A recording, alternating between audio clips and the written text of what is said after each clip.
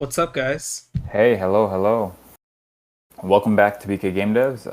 Another Thursday, as usual, more game development. Again, working on our Metroidvania. Um, this week, we'll be working on something a lot different than what we've worked on the last few weeks. In the last few weeks, we've taken a look at a lot of the abilities for the player. So, double jumps, dashes, climbing, stuff like that. Today, we'll be taking a look at scene transitions and more importantly Metroidvania style scene transitions. And so what does that mean? um, that really means how do we keep track of the player within our map and how do we link all of our rooms together in a nice way. So if you are in room A and you go through exit 1, that is to say on the bottom of the level, you may end up in room B Oh, crap. We at the just got a top. follower Hey, thanks pre-voided. Prevoided for the Thanks. follow. Appreciate it. Um, and then also thinking about how we go back and forth and make sure that the player spawns in the correct place, because in Unity each level is a scene, right? But the player doesn't have a default place to spawn in that scene, so we need to make sure that we keep track of where the player is and where they should spawn. So if they change rooms, they should spawn like at the door of that room, not just like in the center of that room, right? It wouldn't make sense. Of So we'll course. be taking a look at things like that. And if you're looking at stream now, and if you've been following us, you might notice something a bit different about the player's dash ability. And if you're new here, welcome. We appreciate you joining us. We're working on a Metroidvania, and this level that you see here is a sandbox one that we've made to test out a lot of the abilities for the player. But if you've been watching, you'll notice the player now has after images on their dash. We wanted to make the dash feel a bit more lively, a bit more fun. So over the last week, we have implemented a after image effect for the player. So they come in for a few seconds, or not even a few seconds, for like a quarter of a second, then they disappear. But we think it's a really cool effect where the player, like, yeah, if you see in the zoomed in view and in this the game view, there's this really awesome like blue teal colored, I guess, like after image effect that we think adds a lot. It feels so much more intentional and a lot faster, and also makes you feel like you're actually like moving because of all the images and stuff. And we have, oh, that's also a thing that we did. So last week, Chris and I, we were on stream. We implemented a slide, and there was a small bug. I don't remember if it came up on stream, but I think it did, It might have. where if our players would slide under a small ceiling, but the slide would end while they were under the ceiling, they would kind of get stuck and clip into the wall. So we fixed that. So now, if you're sliding and the slide technically like ends, but you are underneath a small ceiling or something, it'll just pull you through to the other side because we don't want players getting stuck inside of walls. So that's exactly what he's showing off there. Again, it's not something that you would notice too too easily, but just trust us that we were getting clipped into the walls all the time. Yeah, it was bad. It was pretty bad. It was really bad. Um, but yeah, with that, I will explain things as we go. But again, we're taking a look at scene transitions. How do we make sure that we can effectively change rooms in our game in a performant way? Because we don't want loads to be super long. We don't want the player to walk through a door or something and they're loading for 5 or 6 seconds before they can move again. Um, and how do we make it easy on us as well? Where like when we're writing the code and we have to add, 20, 30, or 50 rooms into our game, is it easy for us to just hook up the link between those levels? Yep. So I'm just going Yep. at it, trying to see if I can. Yeah. We're gonna be using the addressables for most of our asset management moving forward. I think it's like the main thing that Unity is pushing. Before I think there was something called asset bundles or just it's for a lot of things. Yeah. It's also for like remote loading of resources, like Yep. cloud. Like if you store like your I don't know, like your audio, in some cloud, you could bring them into your game through addressables. Um, it's supposed to make it super easy to do that, I think. But in our case, it allows us to create things and destroy things while keeping memory sort of efficient. In our Yep. case, it also has things like what do you call them? Scene load and scene. unload, just like a scene manager does. Yep. So And so no, go ahead. no, I don't have any more to say. We're just gonna go at it, see what we come up Sure. with. A lot of this is Yep. new to me as well, so I'm just gonna Yeah. uh Yep. And that's part of the development process. We do not have a full like idea completely of how to do scene loading. We've come up with some general ideas, but we're going to, you know, take take a look at that. Um, as he said, the scene manager is usually what you use to load scenes, and that worked fine. We will likely have to, or no, you're saying that addressables can load scenes as well, right? yeah, yeah. Here, if I say addressables, and then I bring it in, Yeah, you import it. bring it right on in. You'll see that there's a load scene, and there's probably an unload scene async as well. Got it. Okay, cool. So just like scene manager. Yep. So um, we'll be using that to change scenes. And again, the way that this Metroidvania is going to work is each room of this world will be a scene in all actuality. It will not be just static. Like it's not going to be one level in our game that has like 30 rooms in it. It wouldn't be very performant. It'd be a lot of resources loaded at one time that don't need to be. So each room will be more self-contained as its own scene, and we'll just switch between scenes when the player hits a trigger of some sort. Yeah, And so yeah, go ahead. So what are we doing right now? We're creating a asset reference for the scene. the We could current probably do scene, it, yeah, but because we need to know the current scene, the scene we're going to, and yes. then what I was talking to Alex about, which we'll probably have to factor in a bit later, is the position of the player as well as like, because as I was saying, if you are in room one and you go through exit one, let's say you come out in room two, exit one. If you are in room one, exit two, you may come out in room two, exit two because they're in different places. So when the player hits a trigger, the information needs to be kept, stored, or sent in some way so that we make sure that we put the player in the right place and not just in like the middle of a random scene or something. No, we don't want to do it like this. I remember we want to do this in steps, right? Um, Let me think. I think it's pretty much just like a load scene. Okay. Um, let me think about this one. So I guess we could start off with like storing them, right? Um,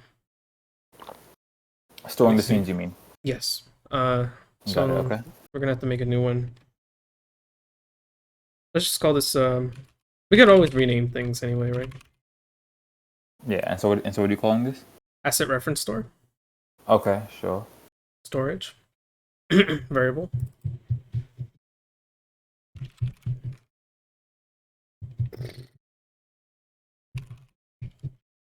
Okay. Yep. So create asset menu. We'll add it to our right click menu inside of the editor.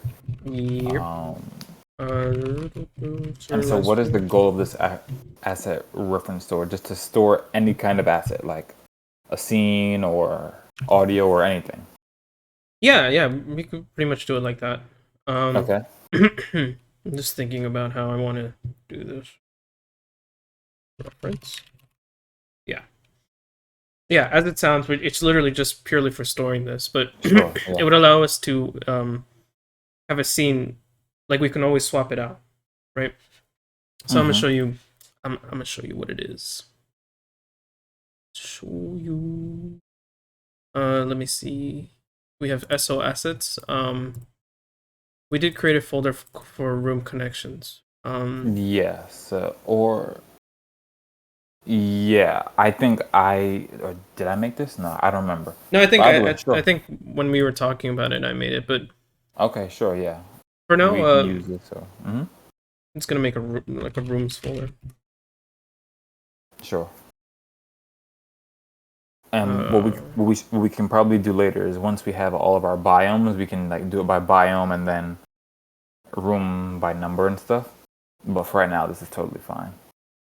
yeah. So here we have where's Scenes, right?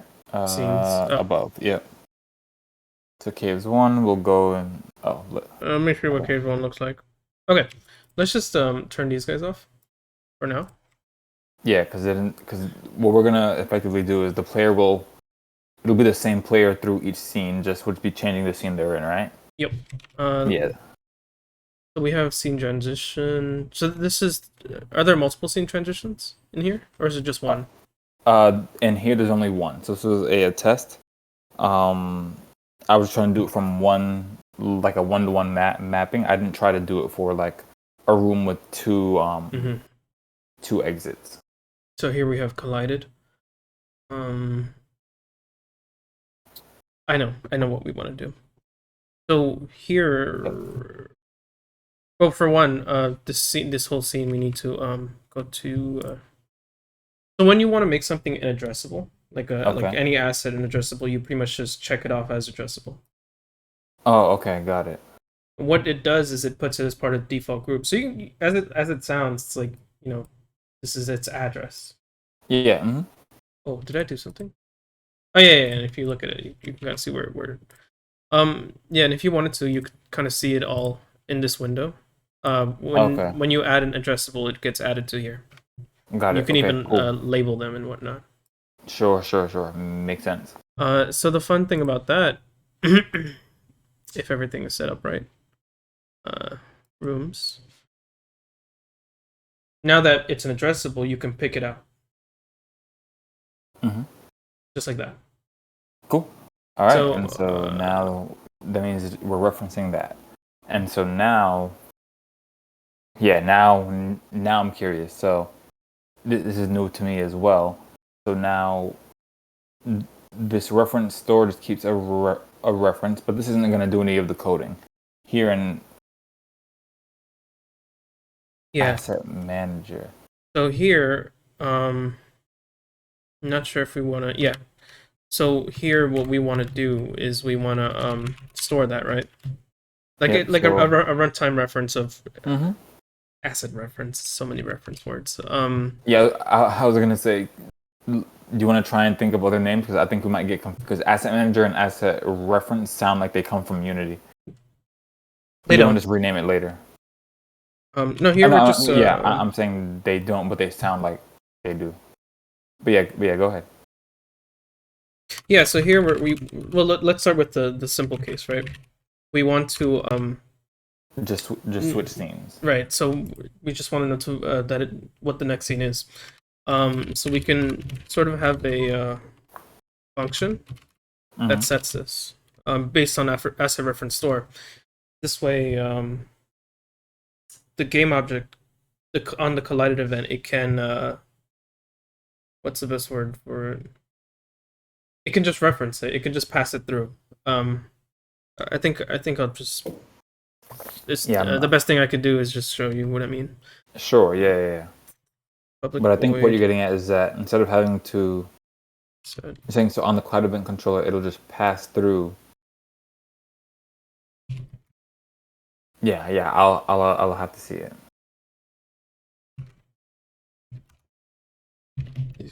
Asset store reference. Oh, this is make it internal. And internal does what again? Internal is like if everything's in the same namespace, it can look at each other. But I don't actually want to do that. I want to. Okay. Let's put it here. Public asset reference. They're gonna do a getter setter? Yeah, it's just a getter. Got it. Okay.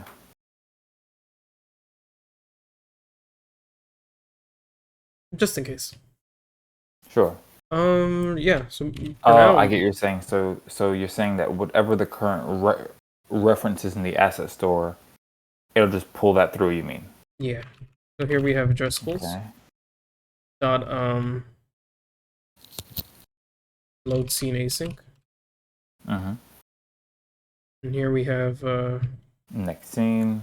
Yeah. And then we can pick the mode. How we do it? Do we do it additive? Easy way. Yeah, the additive way, which means we're going to add it to our current scene. So there will be two scenes that are loaded. Again, that doesn't sound like it makes sense, but we'll explain. What we're trying to do in terms of our design is we're going to have one scene that we're going to call game. And what we'll do is when the player changes, and game will have any one scene loaded inside of it at a given time. If the player walks through a transition, they enter a new room, we will add the new scene to the overall game scene, and then once we're done, we will unload the old scene and save our memory. Because if we don't, then we'll just have scenes just stacking on top of each other, and again, they're heavy in resources, so that'll just be, it won't be great. It'll take super long to manage, and it'll create more load times and stuff. So we'll do that. I'm just trying to see what there is in here. Okay, so the result of this is a scene instance. I think I want to see what this does. Okay. Oh, here it is. Unload scene. So we need to keep track of this handle. Okay, so should we make it a variable up at the top and just change it as things go? Yeah. Because then how will... Yeah. Okay, got it. Yeah, that makes sense.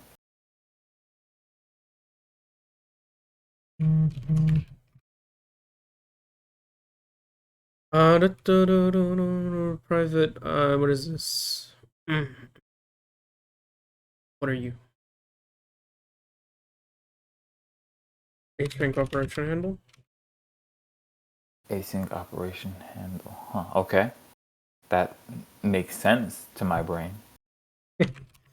Okay, so an async operation handle to handle is async operations. Wow. I'm gonna get so confused with all the async asset reference stuff, but it'll be okay.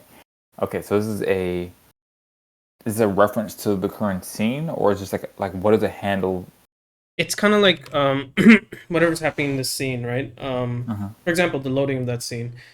I think it's just like a reference to everything that's happening asynchronously, not the scene itself, because I think that's like current scene dot result, right? I don't think we have to worry about that. In fact, this is an asset reference. I think the asset reference wouldn't do anything useful for us. It's really it's just like as it sounds, it's an asset to load or create an instance of. So what we need is the result of actually loading this. Got it. Okay. So that's what this is, and we may not even need current scene, rather current scene handle. I get what you mean. Yeah. So that way, when you call unload, you're calling current scene. Well, this is not equal to null, right?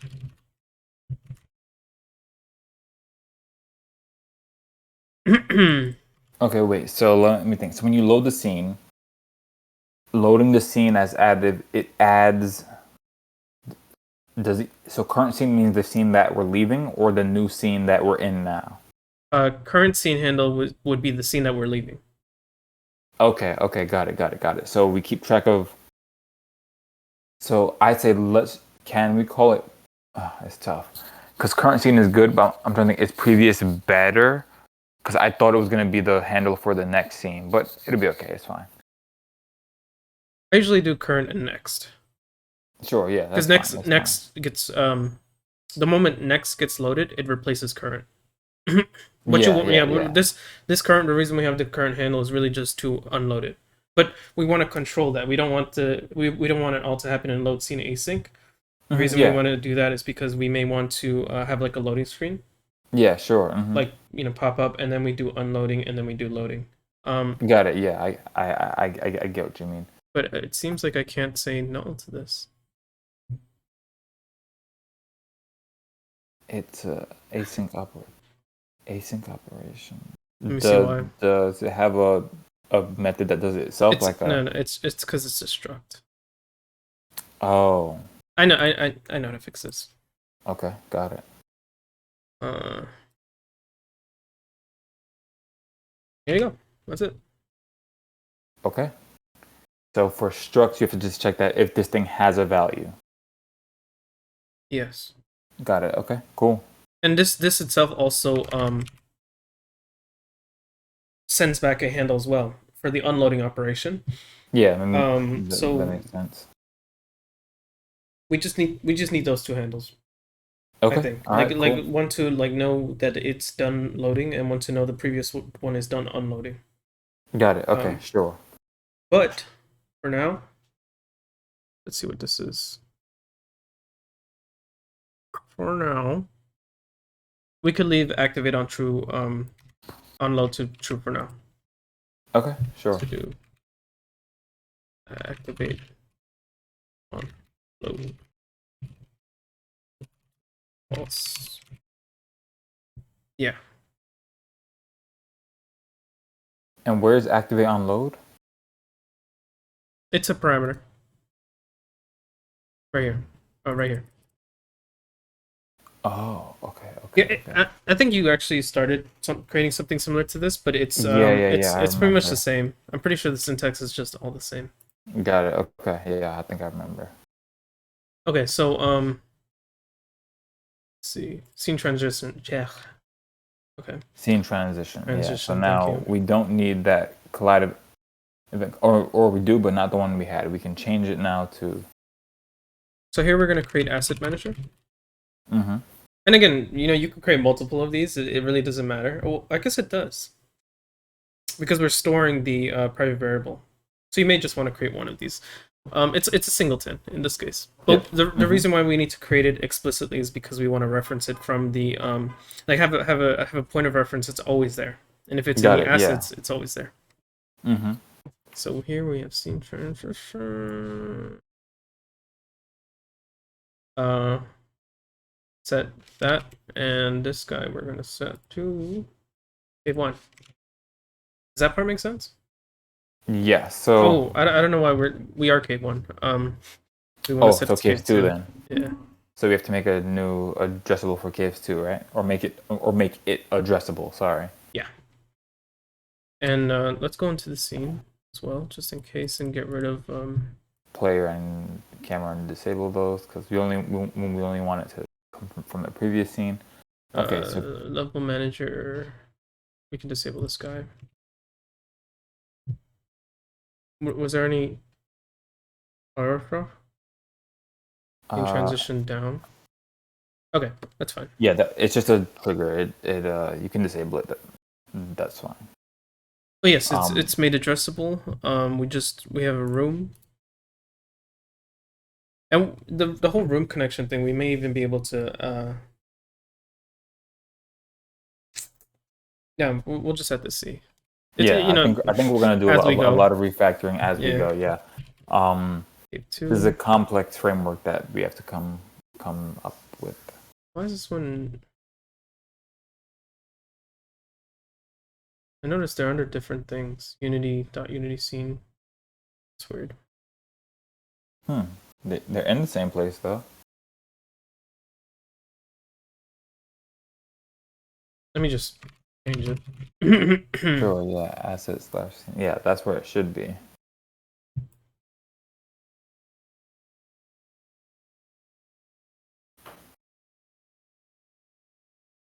Okay, so.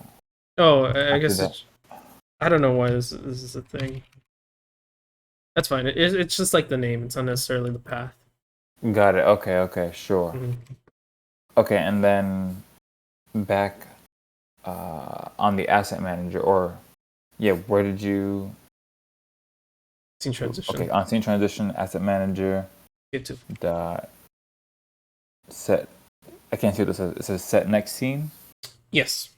Okay, so that will set the next scene, but won't call the load scene the load scene yet.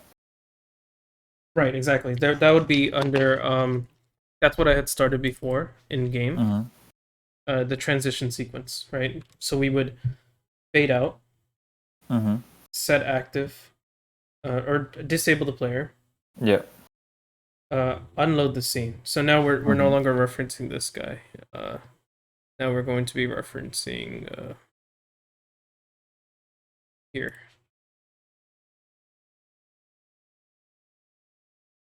unload Okay, got scene. it. Mm-hmm. And then yeah, we would call this at the same time load scene.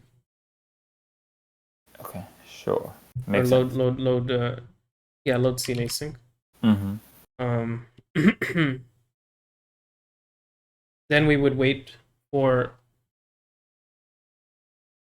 no, I think we could do these at the same time. Or I guess we can wait for level unloaded. Here we're waiting for level loaded to set player to active and then fade back in. Got Um it. Okay, yeah. so this is the action sequence controller where we're kind of just controlling the set of events. Yep. Level loaded and level unloaded are definitely events we need to trigger though. Create. Yeah. I mean, Uh, sorry, yeah, to a trigger. Got it. I think we need to add them here. Like uh, community event. Yeah. Unity event loaded. I mean, level loaded and level unloaded. We'll use those to, you know, we should know when anything needs to be done and stuff, and we can hook those up through events. And again, people who may be just seeing the action sequence controller for the first time, it is literally just like you can set a hierarchy in order of like the way that you want certain things to play out. So when the player does X, I want these 4 events to run back to back, and specifically back to back. And we can control that from the editor. So we can do, as Alex said, when the player touches a transition, we'll fade to black, then we'll unload the scene, or no, sorry, we'll fade to black, disable the player, unload the scene, load the new scene, and then fade in back to color, not leave it black, and then that will give the illusion that the player just went into a different room, which is what they are doing. But we know that there's like unloading and loading and stuff going on in the background.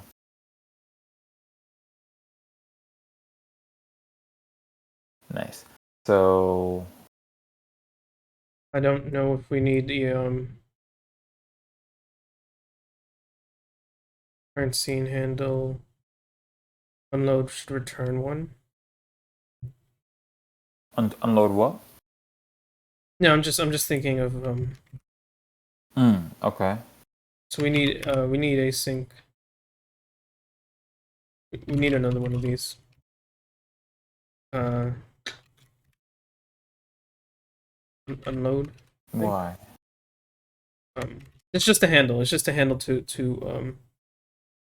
the handle lets us know when it's done, right? Mm-hmm. So on unload completed, we want to call unload invoke.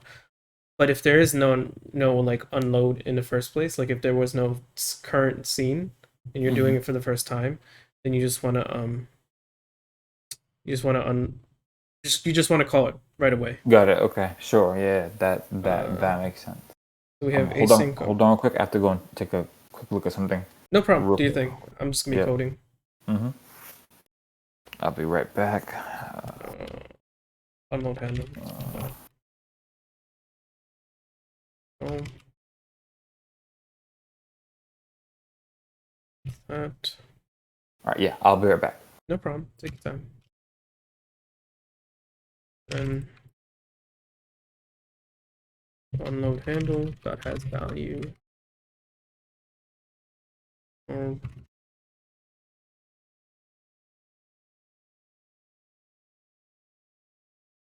Needed.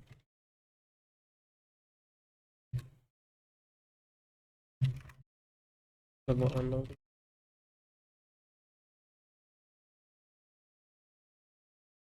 That should cover that. Oh, ignore that, please.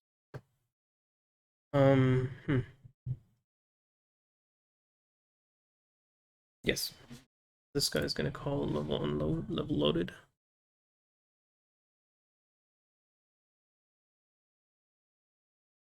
Gonna raise this event. Level unloaded. That event. That should cover that.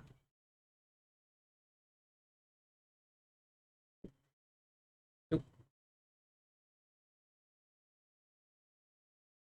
Okay, and then I think we need to add an event where the collider where you set the where you go into the next room. So you go into this collider. The collided event triggers the set scene, and then it has to notify this transition sequence that it's ready. We need a game event for that. Okay, I'm back. So, where are we now? So I hooked up level loaded and level unloaded to asset manager's level load and all that, and Yep. I have to create an event called on level set. On level set. That starts this Okay. whole thing. So let me try that. Okay, so you're saying that this will run. So so sorry. I'm Is there a reason why we don't confused. set the level before the player touches the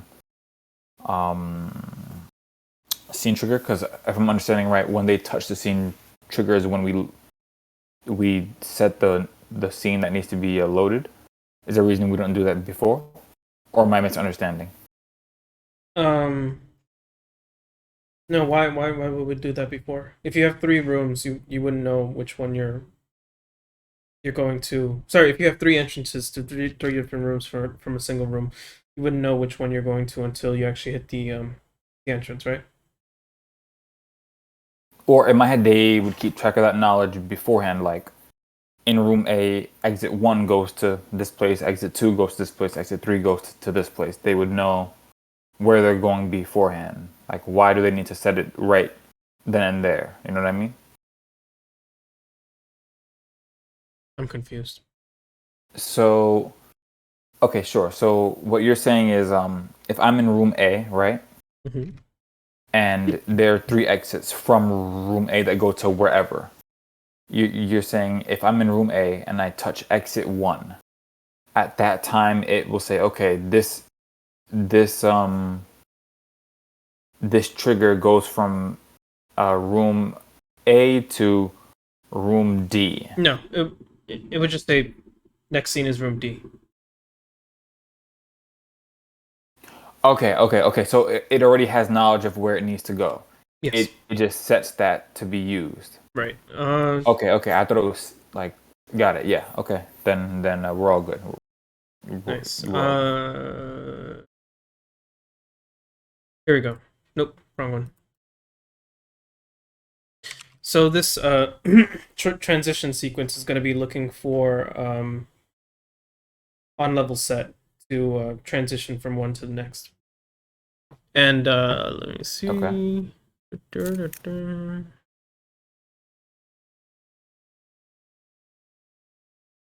Cave 1.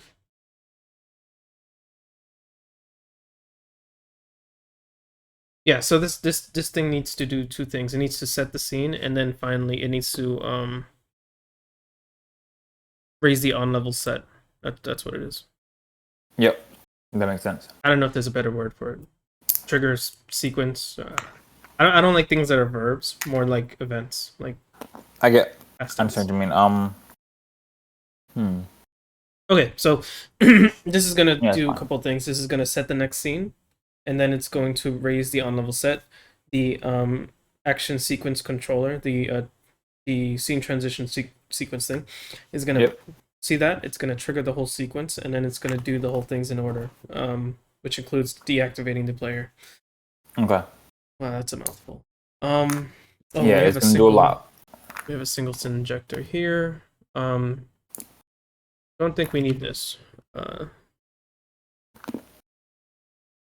think we have it in here too. Don't think we need that either. I think that's all here, right? Crossfade is here. Crossfade will be there, and I think that's all we need. Sorry, I'm snacking a bit, so. No worries. I ate right before. Because I didn't want to be munching. You can go ahead and munch. Yeah, I forgot to snack, so like I'm not hungry, but I'm like snacky. Okay.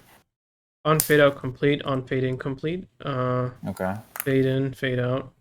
I just want to make sure that we're doing it the way Okay, I had modified this to do something different. Fade The in, fade in on the crossfade. fade out.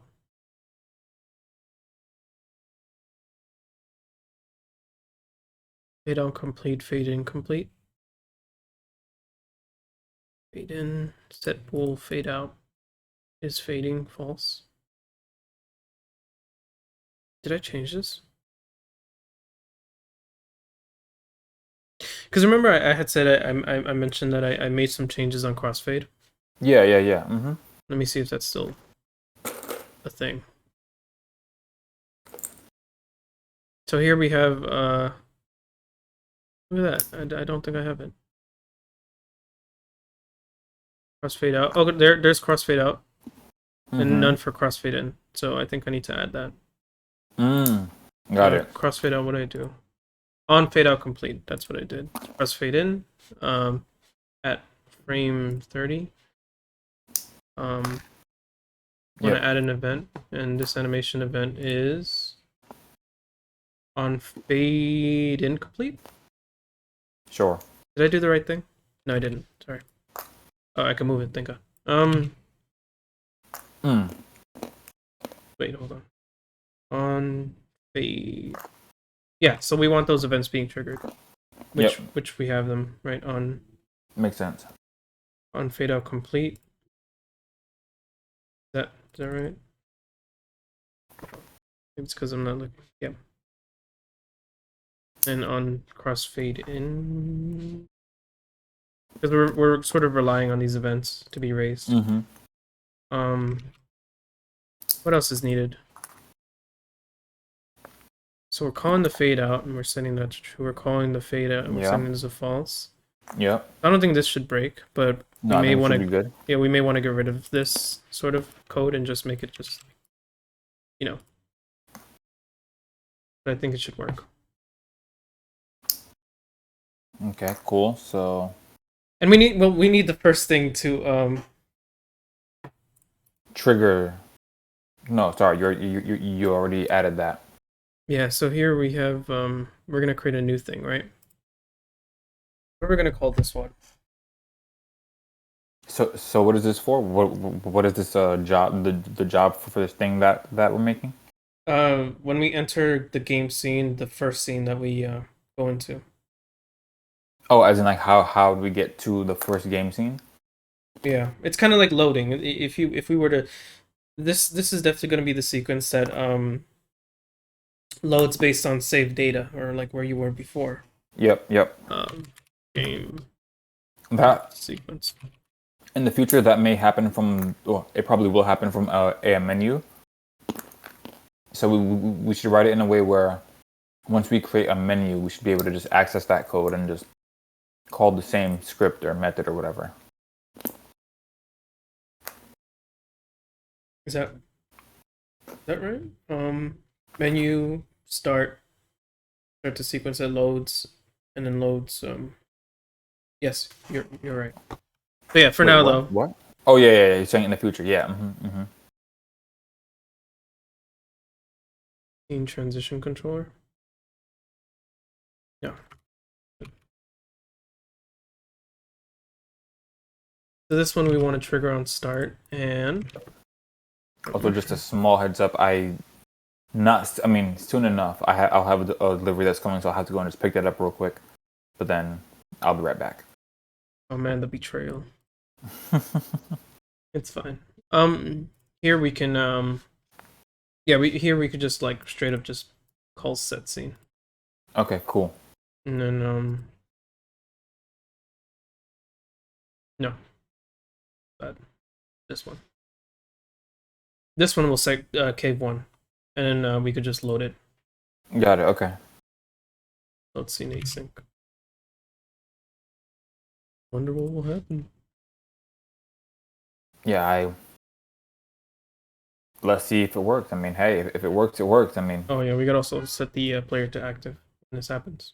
Yep, we wouldn't have noticed that. Would have been like, why is the player stuck? What's going on? Game object is active to true. And I guess we don't have anything triggering fade out, right? Let me see. On crest fade out. Oh, You probably want the this one up here. How do I? Oh, here we go. We want to.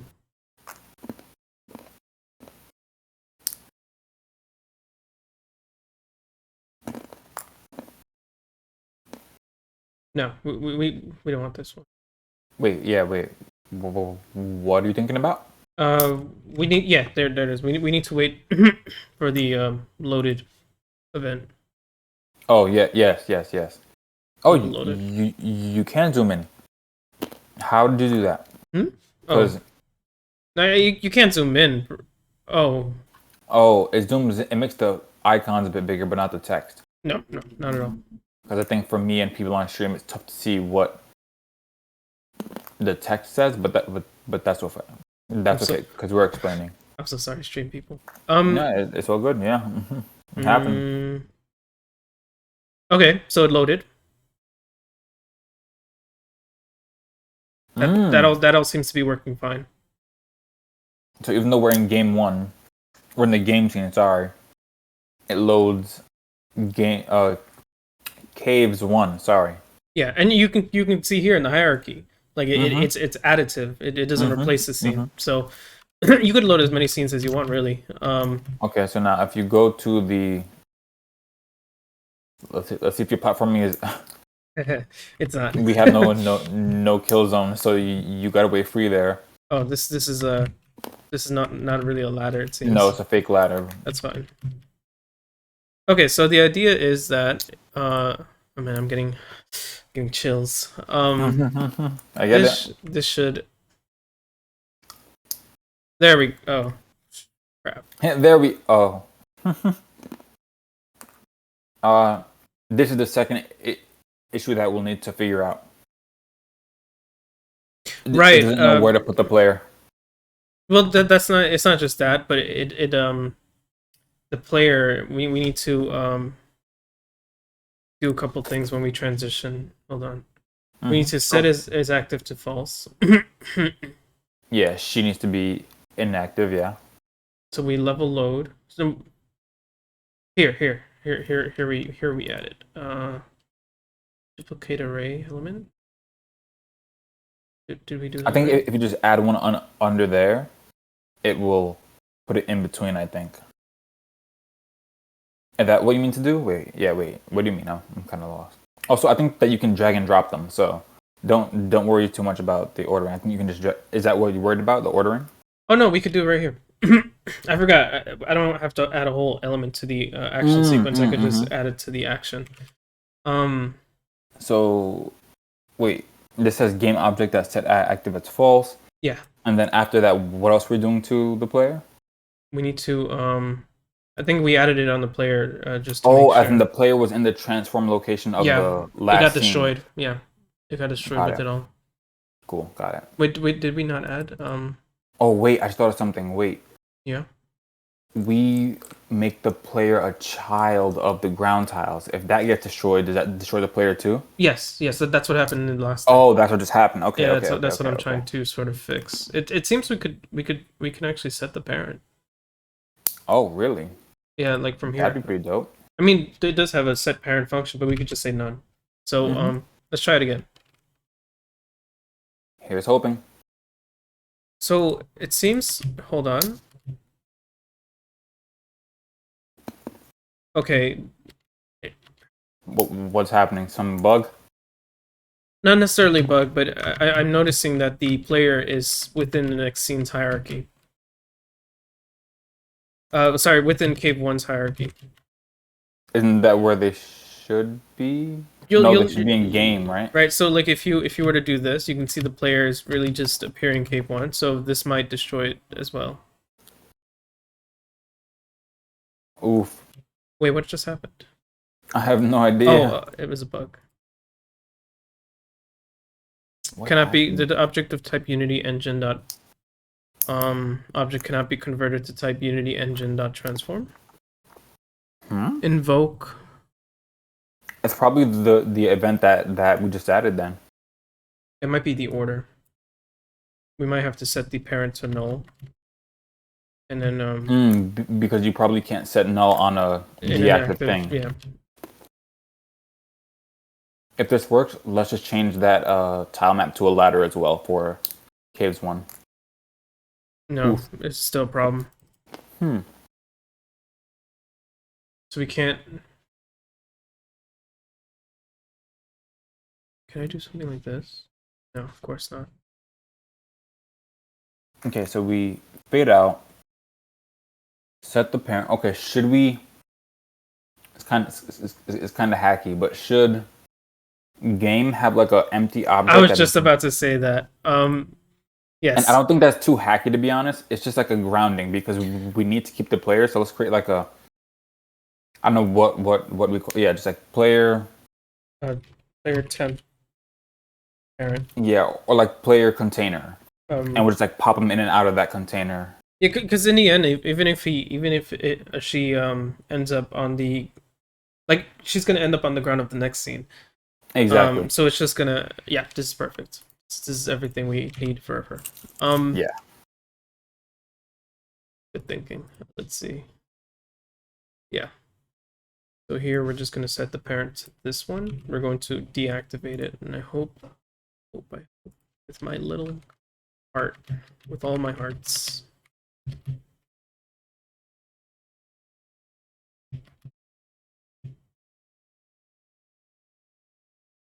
I love that dash with the after images. Ah, crap. Oh. We went into the next scene, though.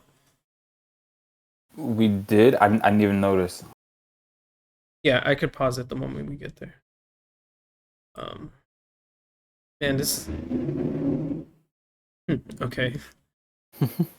Did you hear that? No, I didn't. Okay. Which one is our tiles? Middle? Wait, what do you mean? Where's player? Oh, it's on ground tiles, I think. Tile maps, is right. what I called it. That's what it is, yeah.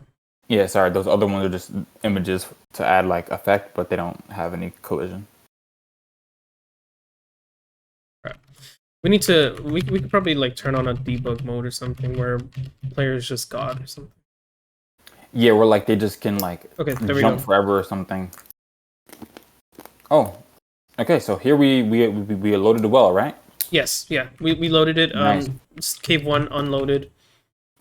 Now, nice. This is awesome. Do you want to try Things and just working out. Love it. Yeah, like let's add the ladder to scene to Cave 1, and then we can tackle one of two things. Do you want to try and figure out spawning the player at a specific location after load, or do you want to try and put a loading scene in between? Well, when they load in, is this the one? Like from that top left of top right of Cave 1. And they should spawn there, yeah. Okay. And so I'm saying if you have now 3 entrances into this room, we have to keep track of where to put the player. Like, are they coming from the top left, the bottom right, or maybe the middle top or something if they like drop into the room? Also, I hope not. Can you hear my chewing a lot? I can. You can? I mean, it's not that bad. Oh, okay. Oh my god. All right. I'll mute if I'm chewing OD. Sorry, I didn't even realize. Oh, I'm so sorry. Man, oh, you just reminded me. Where's my Spotify sounds, right? Oh man. Where's Chris? Where's Chris? Where's Chris? Chris is always on top of everything, man. Oh, not that song.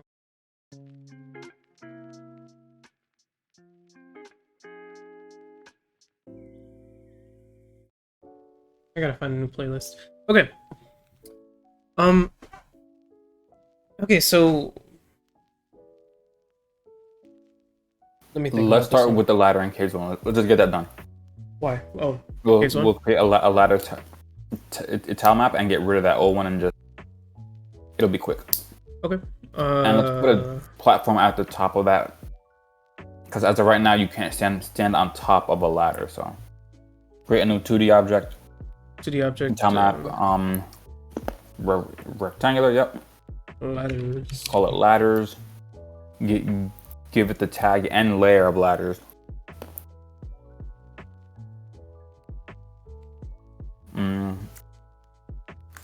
I think we did the same thing. Give it the composite collider. Oh yeah, right. Tile Right. map collider. Except in this case, it's a trigger, not a like a hard Static. stop or anything. This is ish trigger. Mm-hmm. This is a composite. Oh, what? Oh. Alright. Wait, no. We have a composite collider. Yeah, add a tile map collider, or is it already there? Oh, yeah. That's what you told me to do. Mm-hmm. Map collider 2D. Yeah. Used by composite. Used by composite. There was one more thing, though. Rigid body is static. Polygons. Right? Yeah. I don't remember why. For ladders, we had to set polygons because then the collider, is staying. Yeah. And then, did you put it as a is trigger? Mm-hmm. All right, then.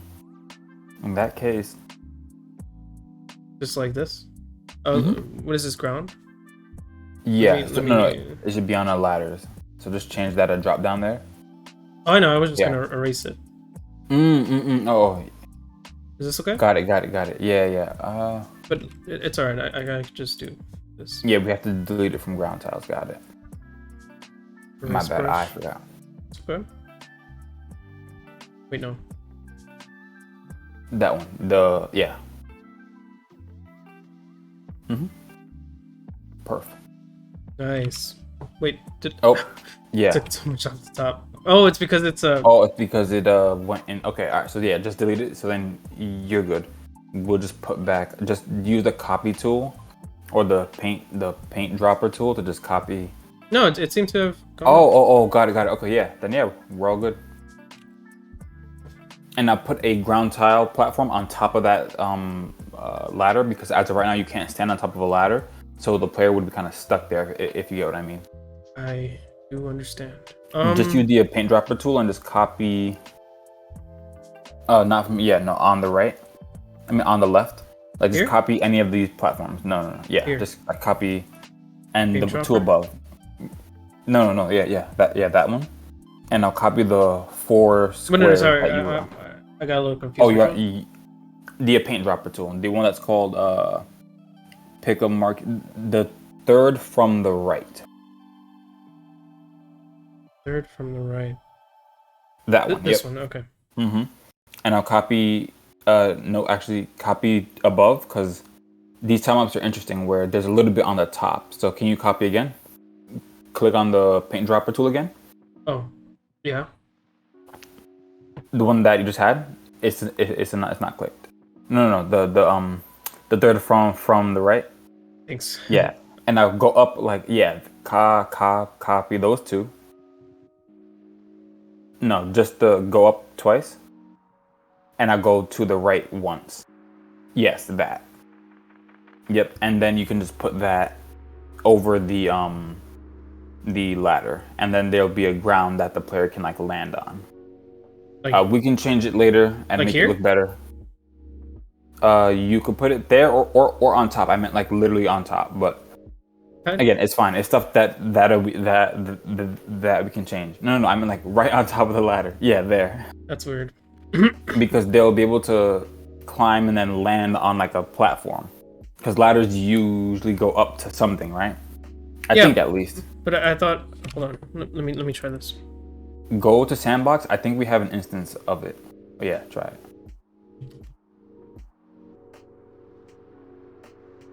No. Can't climb?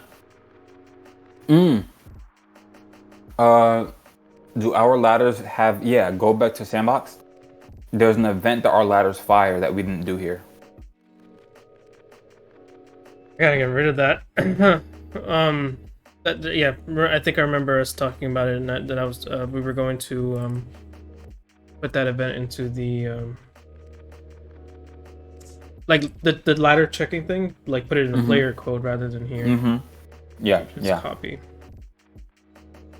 Component K1 ladders. Ladders. Can I just paste? Of course I can. You have to right click. Yeah, there. or not right click, but just click on the 3 dots, and then you can paste component as new, I think. Yep, nice. Yeah, that's definitely gotta change. Oh, keep forgetting.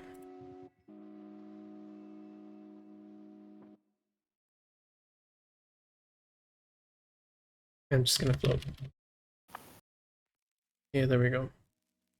And now you should be able to go on to, oh, okay, I lied. All right, But that's what I mean, like, that's why I was like, why are we doing top? I thought, okay, all right, then ignore me. But yeah, Yes. I completely goofed that. It's alright. Okay. Okay. Okay. Yeah, so now do you want to tackle figuring out where the player spawns? I think that's what we should do, or we can try like the loading screen in between 2 scenes. But I think what's more important is figuring out how to figure out The player spawn. where to put the player when they change scenes, yeah. And that's Here's why the what thing. I was trying to do was you see how right now each scene transition or like room like door knows where where it goes to, how caves 1 that transition knows it goes to caves 2. Yes. But what I was trying to add as well was, again, it's super annoying and it's going to be hard for us to manage. I don't know if it's very viable, but if that transition also knew to transform in the next scene for where to put the player. But that might be a lot to do. So maybe each scene, like Caves 2, may need to know, okay, if the player is coming from, exit 1 from the previous scene, I should put them here. But either way, just there needs to be a transform location that we keep track of, either in code or we can make objects in the world, which means we could then like move them around as needed. But that's the tough part that I really couldn't figure out.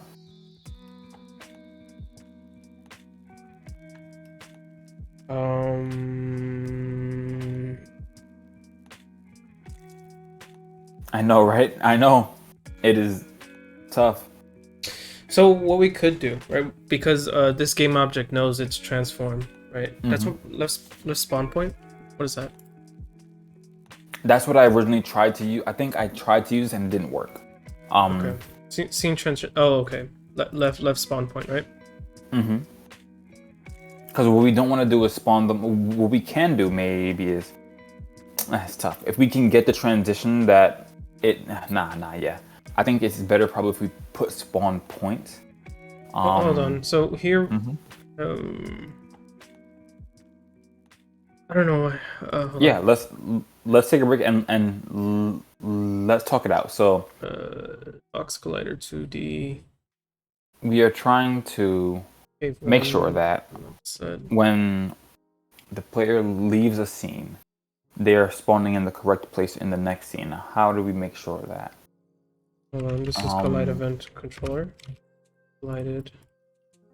We need to I need to copy this thing. Yeah, no problem. I think what we should do is let each scene like keep track of its spawns. And that, for example, like Caves 2 will say if coming from Caves 1 upper right, spawn player at Cave 2 upper left.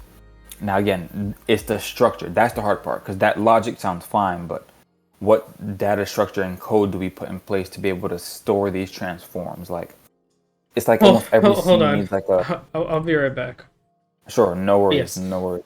Keep talking it out with chat. Yep. I'll talk it out with chat. So, chat, thinking that out is kind of interesting. So, we need to then make sure that the transforms are kept. So, could we go and make something like a spawn manager or something for each scene? We can make it. We'll write the code once, but maybe it's just a object that we can in the inspector add a list of things to, like an array. And we can say it'll have 2 attributes, like the first thing can be called like where player is coming from, or originating like scene and or originating transition, and then a transform, which is like where to put the player. Oh man, I just had to use the bathroom so bad. Okay. No worries. I was saying could we create something like a spawn manager that goes in every scene? So it may get tedious, but it goes in every scene, and it just keeps track of. It's just an array. So it's an array of like a location where it comes from and a location to put the player. No, I think I know. Sorry, I think I have an idea. Okay, yeah. What's the idea? So we have room connections, right? Mm-hmm.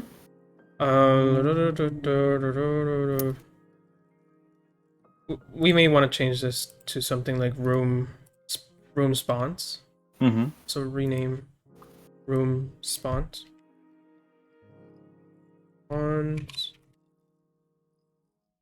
Here we have cave 2. Mm-hmm. So this is cave 2. Here we have C# on. That's my bad. I need to actually write a Oh. oh. that a nice script. Oh. It's the universal script. Right? Just oh. Oh. Does everything and nothing at the same time. Truly a godlike script. Just like universal donor. On player no. On connect.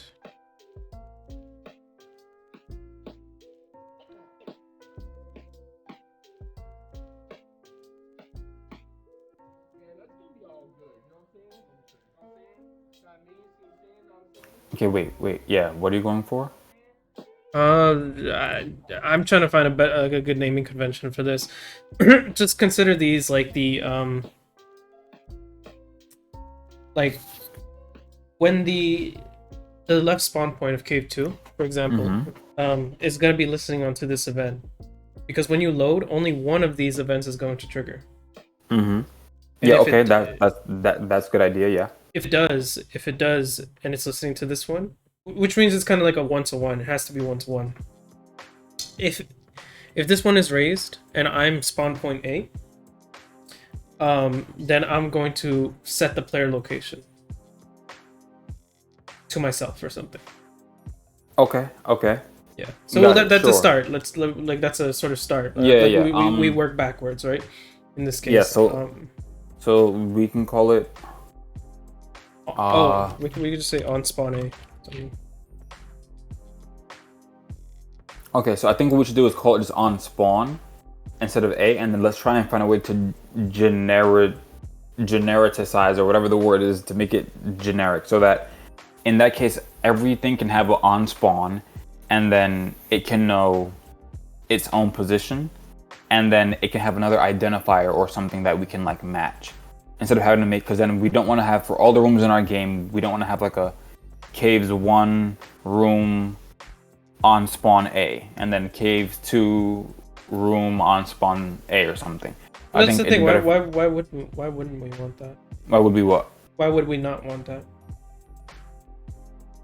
Because I'm saying I think it could be kept inside of the object. Like if you just have an on spawn event and it fires.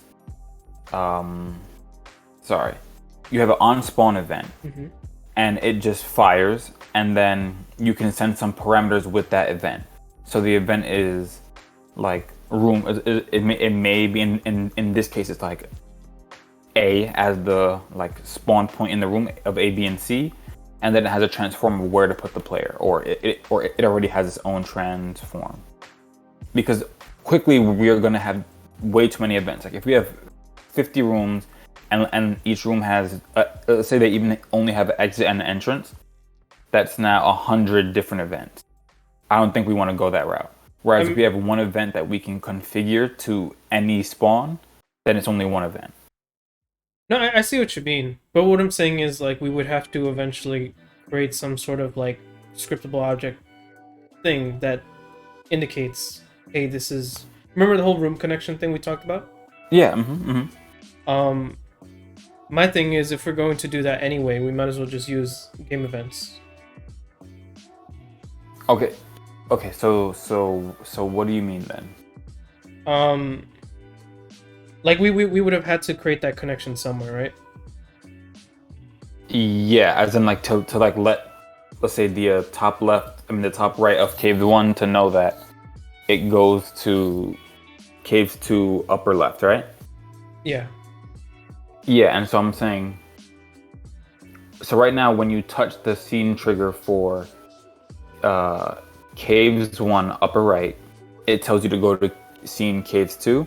What if when you touch that trigger, it says go to caves 2, spawn point A in caves 2, which let's say in this case is this one that we're looking at now, the upper left, and then because it's a point, like this is we have a left spawn point, it has its own transform, then the like resolve of this event being called will be just some piece of code that just says put the player here.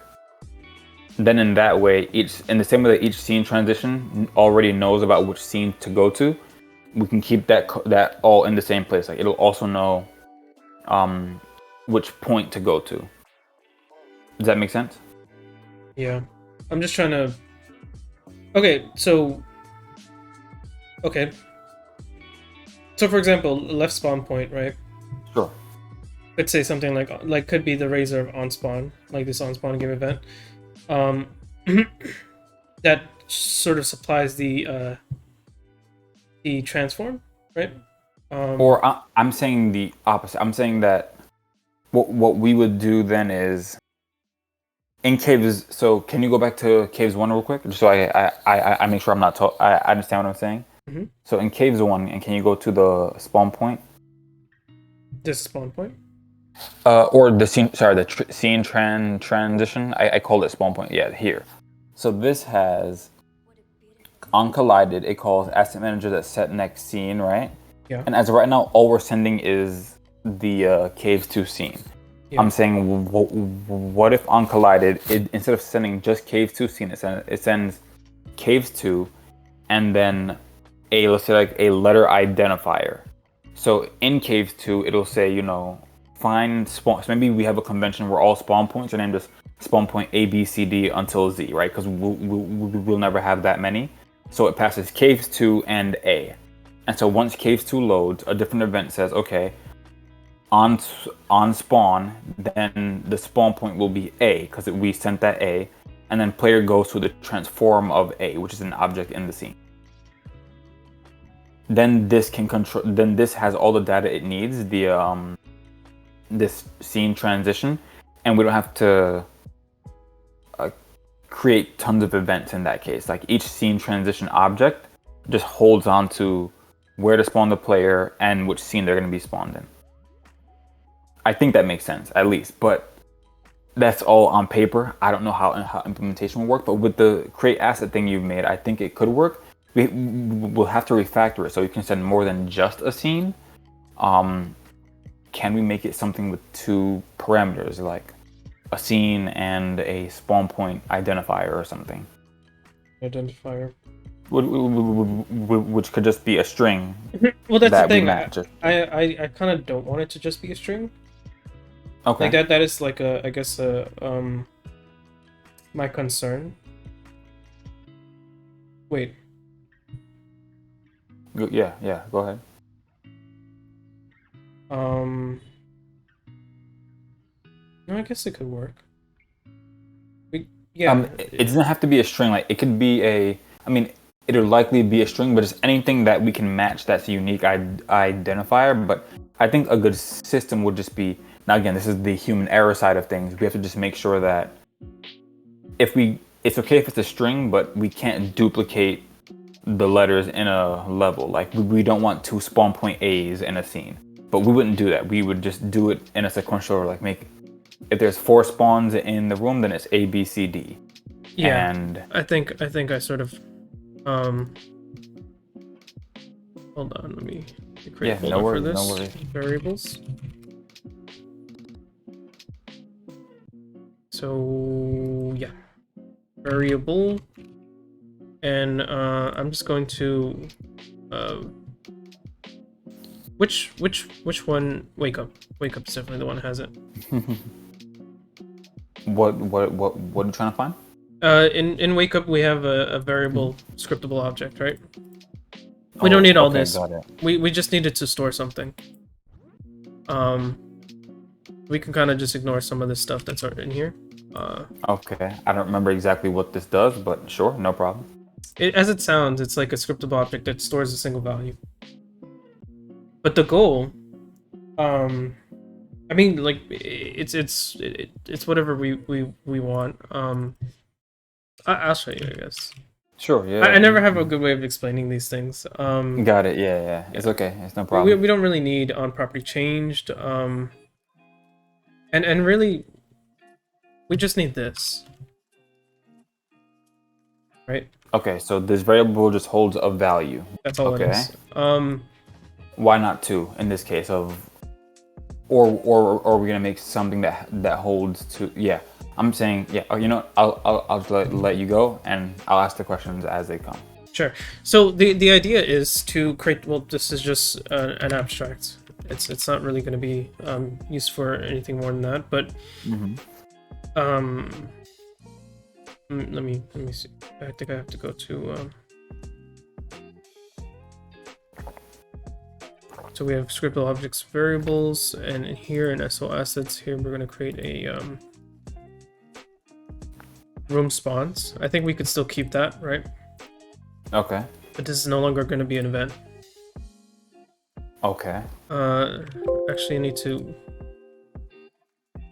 For now, I'm just going to call this a. I'm just going to make this a string variable. Okay, sure. Also, okay, here's another thought. It's annoying, but I remember hearing about it from old school games. We don't have to do it.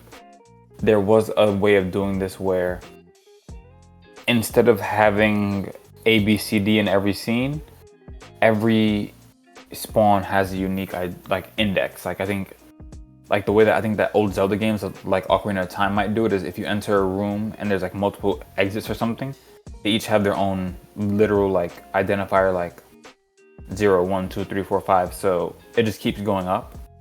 Should we try that or? Wait, what would we call this? Sorry, yeah. Go ahead. You said you had a naming convention. For a spawn point. I was going with the alphabet, so A, like spawn A. Spawn A, I think that's fine. Oh, yeah, spawn A. So the idea here. And so we don't necessarily need to use this. Okay. It's just there if we want. The goal was really to create a point of reference. So, oh, hold on. I don't like this song. Because that was kind of weird. Got it, yeah. Oh no, it's just I have to lower it down, that's all. We just have to create a point of reference, I think. That's really what it is, right? So for example, So wait. If this is called spawn A, this gives me the impression that we're gonna be making one for spawn B, spawn D. Exactly. I'm saying, but how do we consolidate them in every scene? Or are you saying that they'll share it? That will only make like maybe as many as we need for any given room for the highest amount of doors? Is that what you mean? Sorry, I'm not making sense. I'm saying if we have a spawn A, right? We're making this.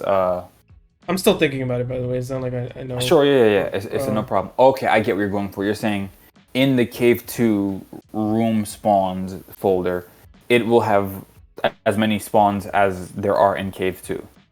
So what I'm saying is, I'm not horribly against it, but then we'll have to create spawns for every level in the game, or every room in the game. I think it's fine because it's a very small. That's really what scriptable objects were made to do. The reason I want to do it this route is because we'd be able to swap them out if needed. Like, you know, like if we wanted to actually change the connection, we could change it. Like this door actually goes into this spawn rather than this spawn. So then we could just swap it out. Yeah, in the design that I'm saying, I think the same thing could be true. The reason I don't want to do specific keys is because that is prone to like error. Because with scriptable objects we have like a solid reference. But say you mistype a key or something like that, and say we have like all these different rooms and each one has their own sort of key. then we're kind of like, what just happened? Where do we go? And when we do it through this, the references are more concrete. That's why I wanted to go this route. So here, hold on. Let me go see. Let me see how this would work. I have not fully fleshed this out in my head. Sure. Yeah. Left spawn point. I don't think we need this really right now. Okay, so we have on spawn. Oh, sorry. I think my video was off for a bit. Is it? It was Oh, it's for a back. second. Okay. My bad. My bad. I think I did something. Yeah. So, can you walk me through what you said before, though, like from the beginning? Sure. Yep. What the whole process would be? Sure. Yep. Let's start from scene one. Yeah, from our caves one. Yep. Sounds good. So here we are. Right? Yeah. We have, if you see here in the asset, in the what is it called now? I keep forgetting. The asset manager. So on collided, when the player collides with this already has knowledge of the scene that it will be going to, right? That the player will be going to.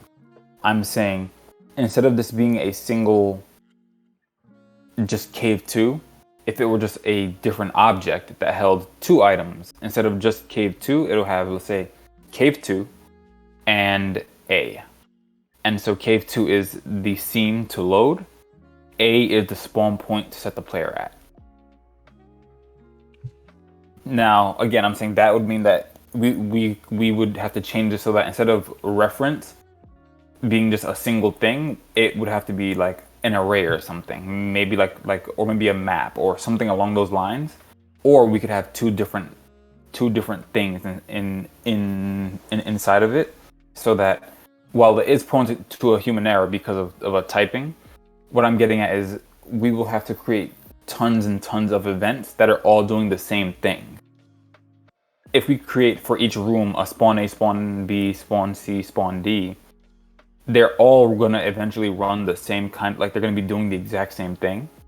So in my head, there's no need to create so many almost like duplicate events for different transforms. Whereas instead you could create one, I guess, type of framework. Oh, I'm not talking. Sorry, I'm not creating a different event for each transform. I'm just for example, that left spawn. Once like the whole scene is loaded, it's going to call, like, it's going to raise that on spawn, but not its own on spawn. It's going to raise the main on spawn so that it could send over the transform to the player.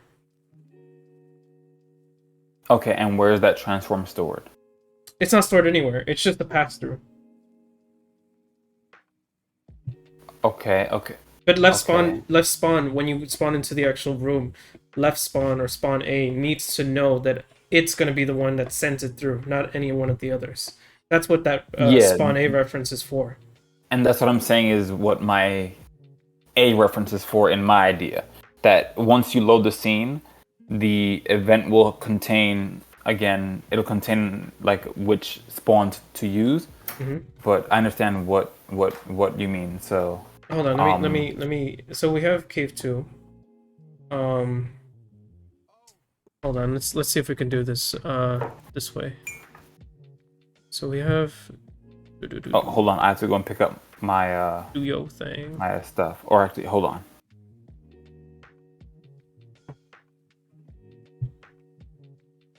That's a reference store, room store. Call it that.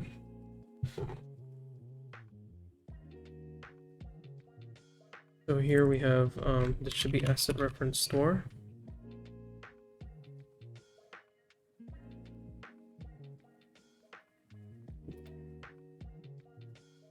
Asset reference is this. Fine. Click serializable.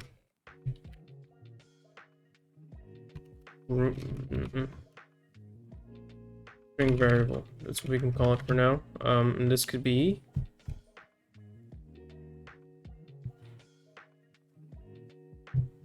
spawn points.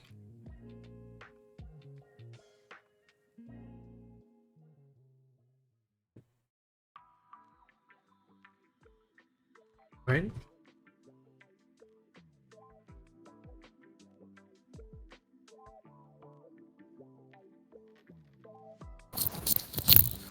Sorry, hi. Hi. Okay, yeah. So I think I got it. Sort of. okay. I think I got it. I'm no promises. Sure, yeah, Current. that's fine. Um. s- Scene Yeah. name. I think I Spawn get point. yeah. Or maybe I'm not. Okay, yeah. Spawn Void point. set Okay. spawn variable. Again, it's just for now. Spawn point. Uh, as it sounds.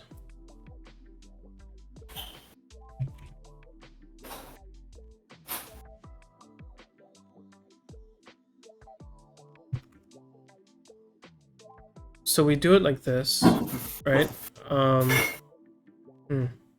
What? I think we might be able to just get away with. No, let's just make it explicit. So we have set spawn, Okay. then we have get spawn. Is there a reason we're calling it a string? It's a string variable, not just a string. Oh, because it's a scriptable object, so we can just change it in the editor. Yes. So here we're doing get spawn. Which is And return spawn point. yeah. And then here, an asset manager. This is going to be room store. So we set scene. Okay, so go to so what does room store have again? Can you go back in?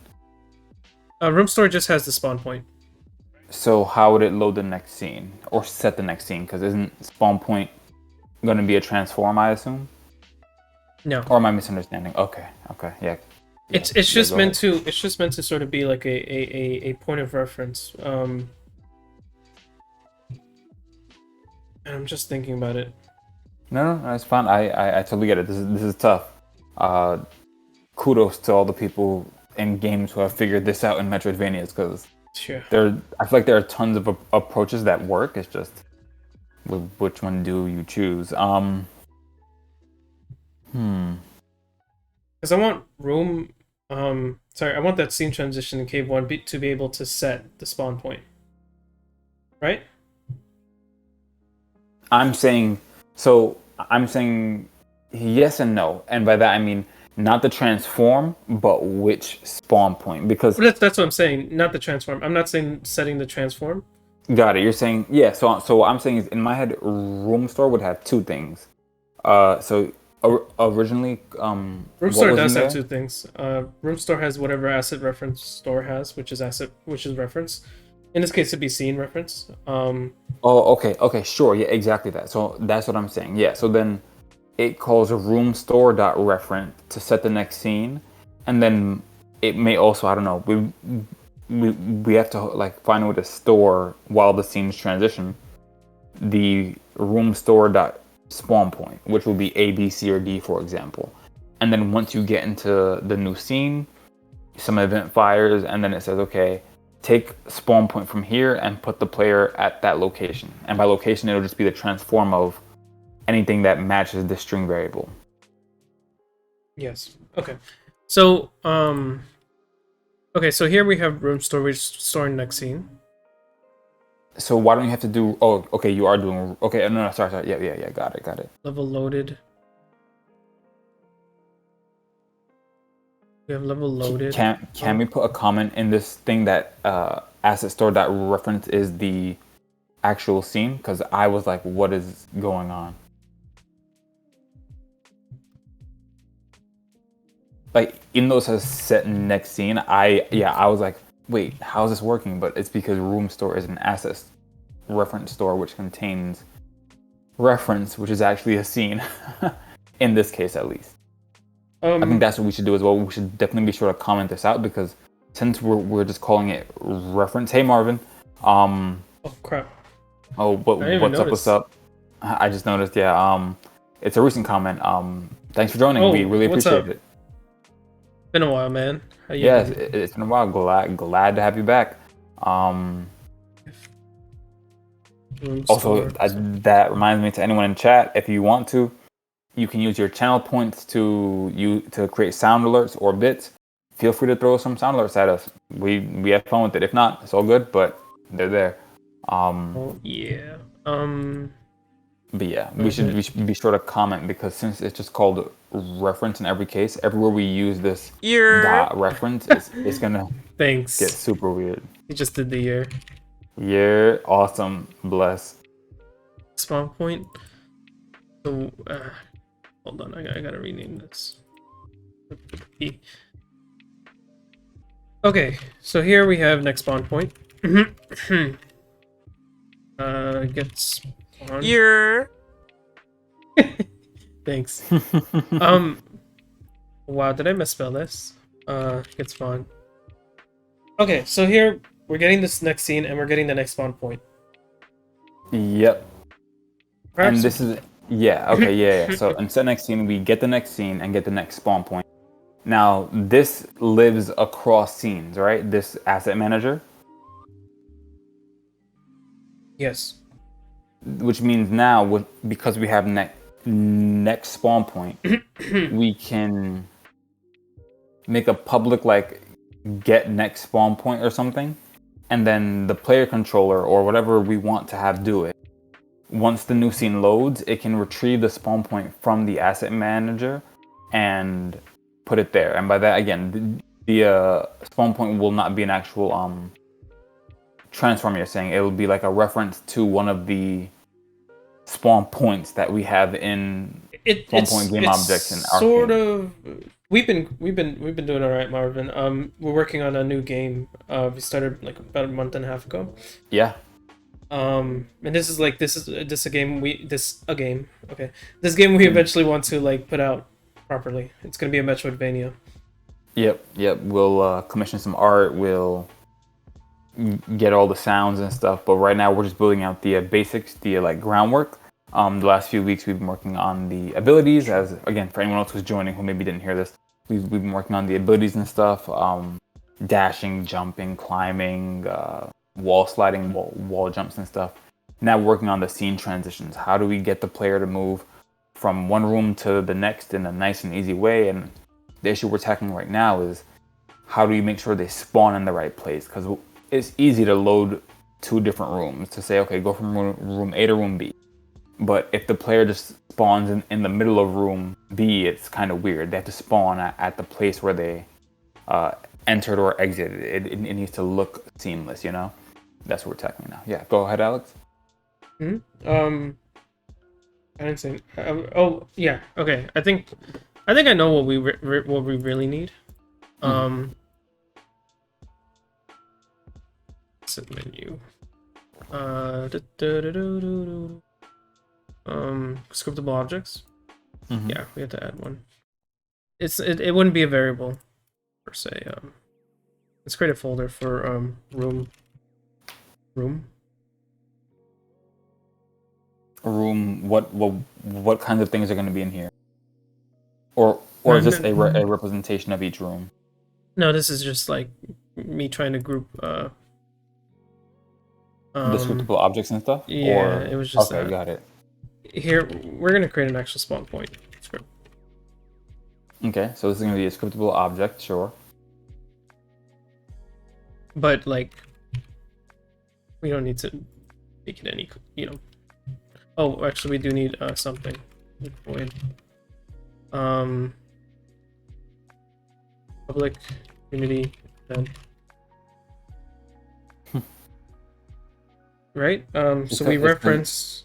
I think you have to import Unity engine.event or something. Or No, I'm thinking. So okay. I'm thinking of it in terms of the game object side.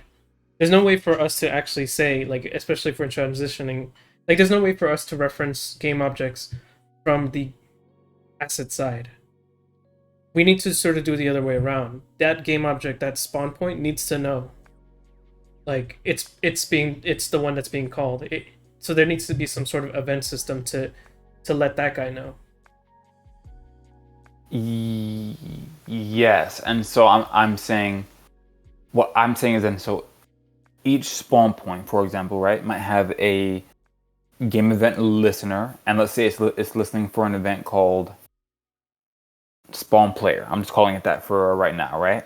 Once that gets called, you're right. That like each of let's say there are 4 spawn points in the room.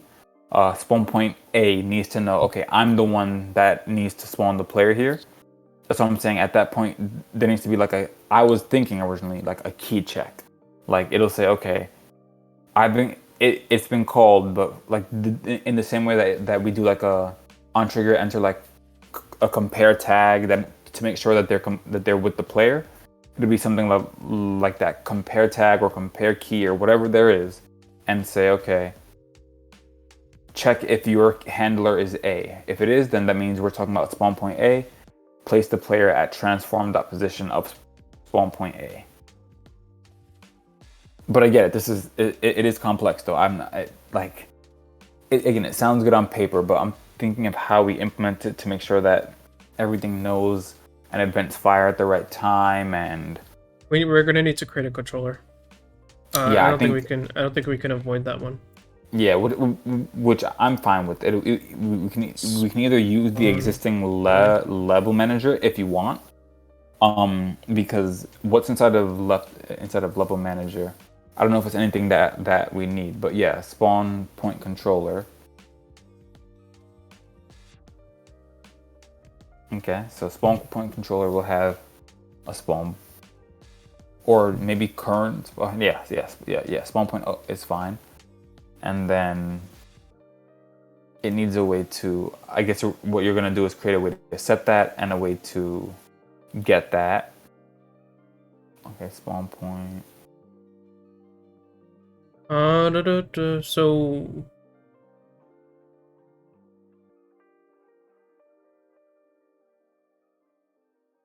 Yeah, there's nothing in here. So this would have to have, at least in my head, what's the difference between a regular event and a Unity event again? Like what? there's not much difference. It's kind of like they serve the same purpose, but Unity event is what would actually get rendered in the Unity editor. Anything in this case, we don't need it to be rendered. We don't, because really this is sort of like an internal thing. Got it. It just gets called from code. What would this be called? Spawn triggered? Spawn pointed? No, that does make sense. Maybe spawn triggered is nice, but I know you said that you don't like verbs, so like on spawn trigger then, or like on spawn. On spawn is fine too, yeah. But then we have to make sure that we don't use that name again, because we might use that in other places, like outside of spawning the player, like where they are in a level. Like if they die, we might call that on spawn, or will we call that on respawn? I guess I don't know, but we just have to make sure that there are different, that we don't get all confused. We'll figure that out. Sure. Shit. So that line 12 is making. Wait, what is that doing? Hold on. Yep. I'm just gonna.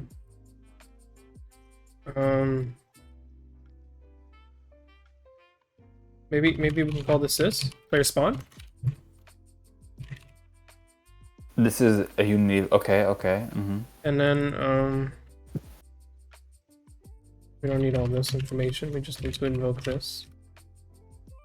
Yeah. What does SE do? What? I'm so lost. They're just parameters. They're not important. They're just what gets sent through when this gets invoked. Here we have on spawn, or maybe spawn. Okay, sure. And then public void on spawn. That just does this. Spawned. Oak. We don't care about that. And then args is just empty. Okay, so I think we can just do this. Just give me a second. No worries. So this is going to I'm getting okay. So event handler spawned void on spawn. So, okay, so it just invokes. Seems like empty. Wait, but then why are we putting a? No, it invokes itself this, and it takes no event arguments. Okay, following so far. Next scene, next spawn point. When we load scene, Load or unload? level loaded. Uh-huh.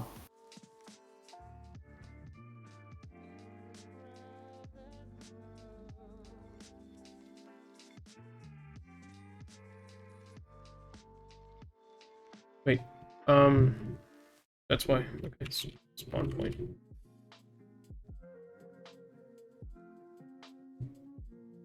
Go to definition. This is gonna be spawn point.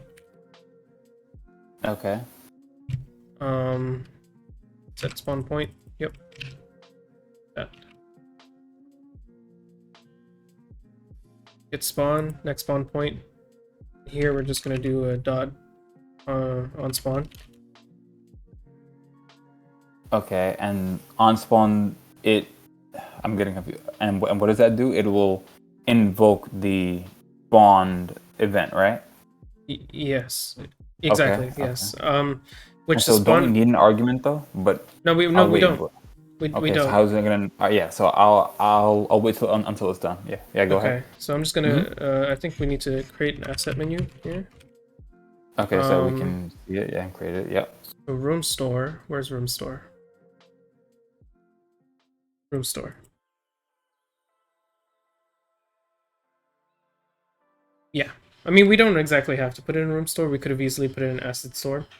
Like how we're setting next scene. Mm-hmm. We could also just say, set spawn point. Okay. If you want, that's fine with me.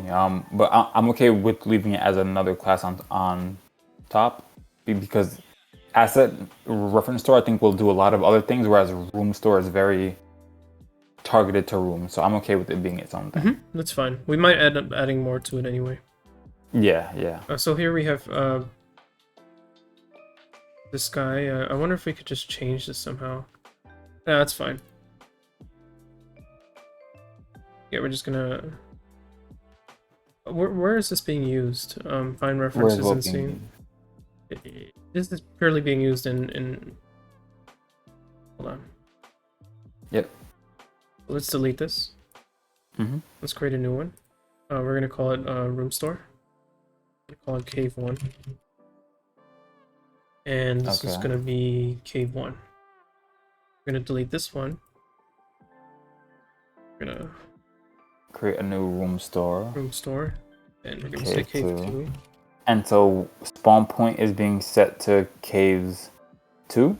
Is that what we want? Oh no, that's reference. So where do we set spawn point? Room spawns cave 1.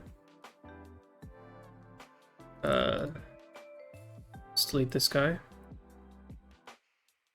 And we're gonna do spawn point. I don't know. We're gonna call this spawn A for now.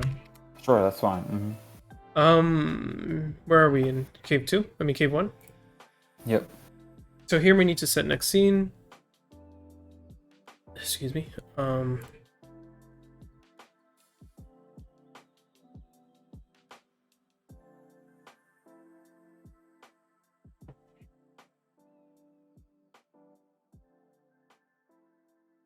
So we set next scene. But before that, we have to set the room. Cave room. Set the room or the spawn point, you mean? Sorry, that's what I meant. Spawn point. How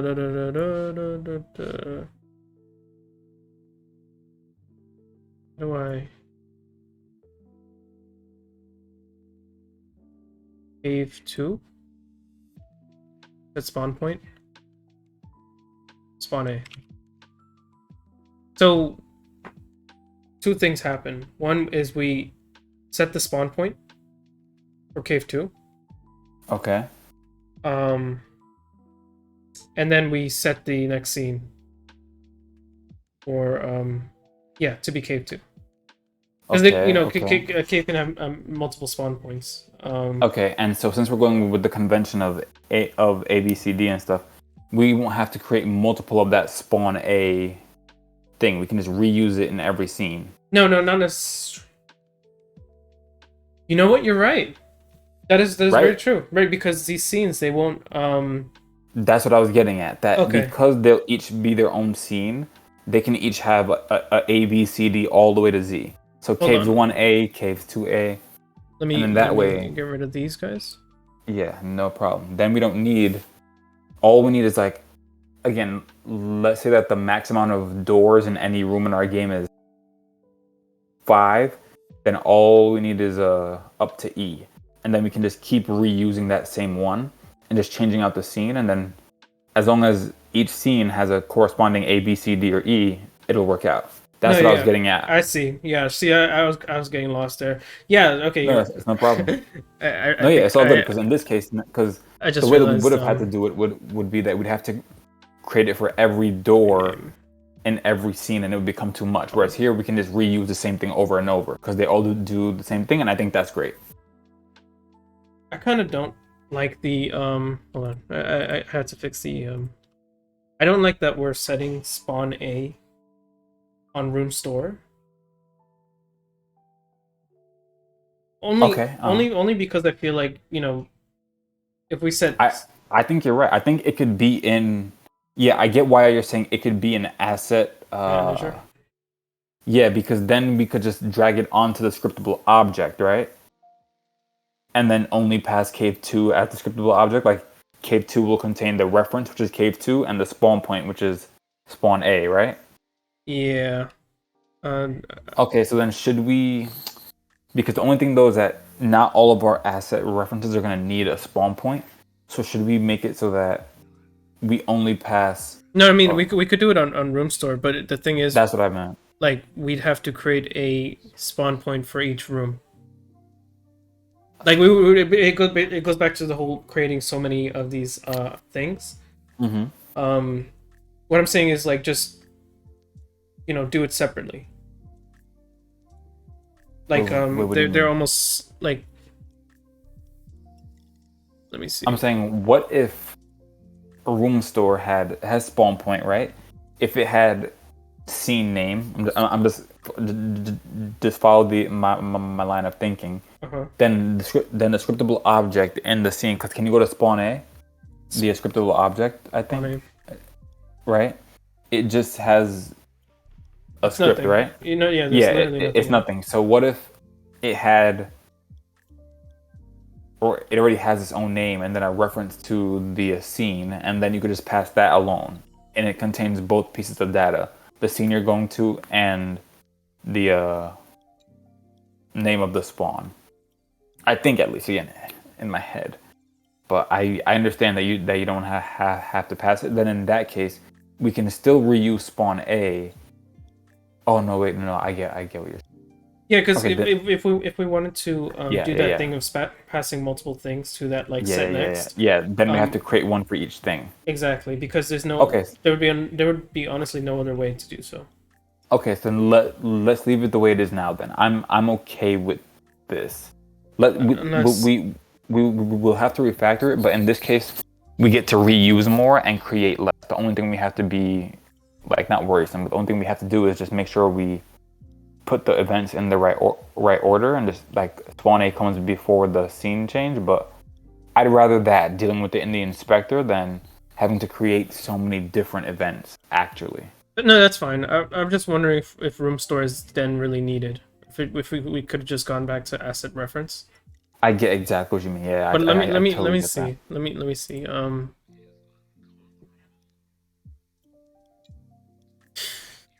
I'm just trying to see if there's any other information we could add here that we're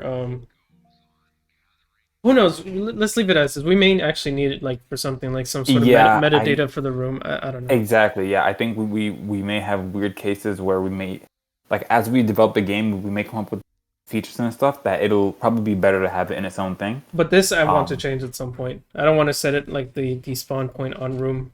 Yeah, I get it. It is.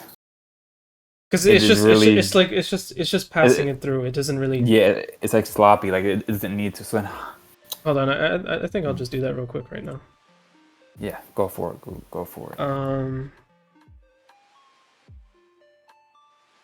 Again, thanks to everyone who joined us on stream.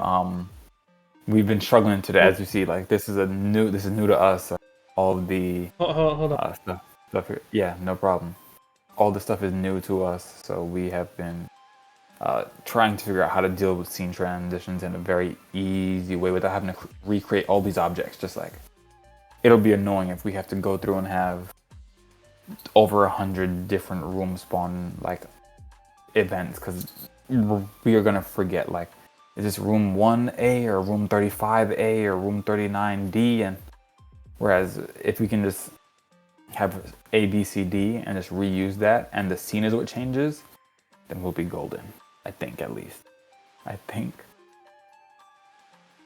But once Alex is back, we can take a stab at this and see back. if we can get it to close. All right. Yeah, so here we're pretty much just doing, like, keeping this as it was.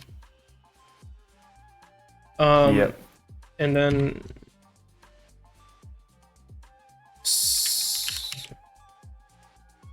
we're not really. Let me rename this. Yep. Yeah, just set spawn point. Yeah, that's pretty much what. Which is just spawn point is going to just be room store dot spawn point, right? That's what I was getting at. Whereas no, we don't. No, it would just be spawn point. Oh, sorry. Yeah. So this is the idea. Spawn point.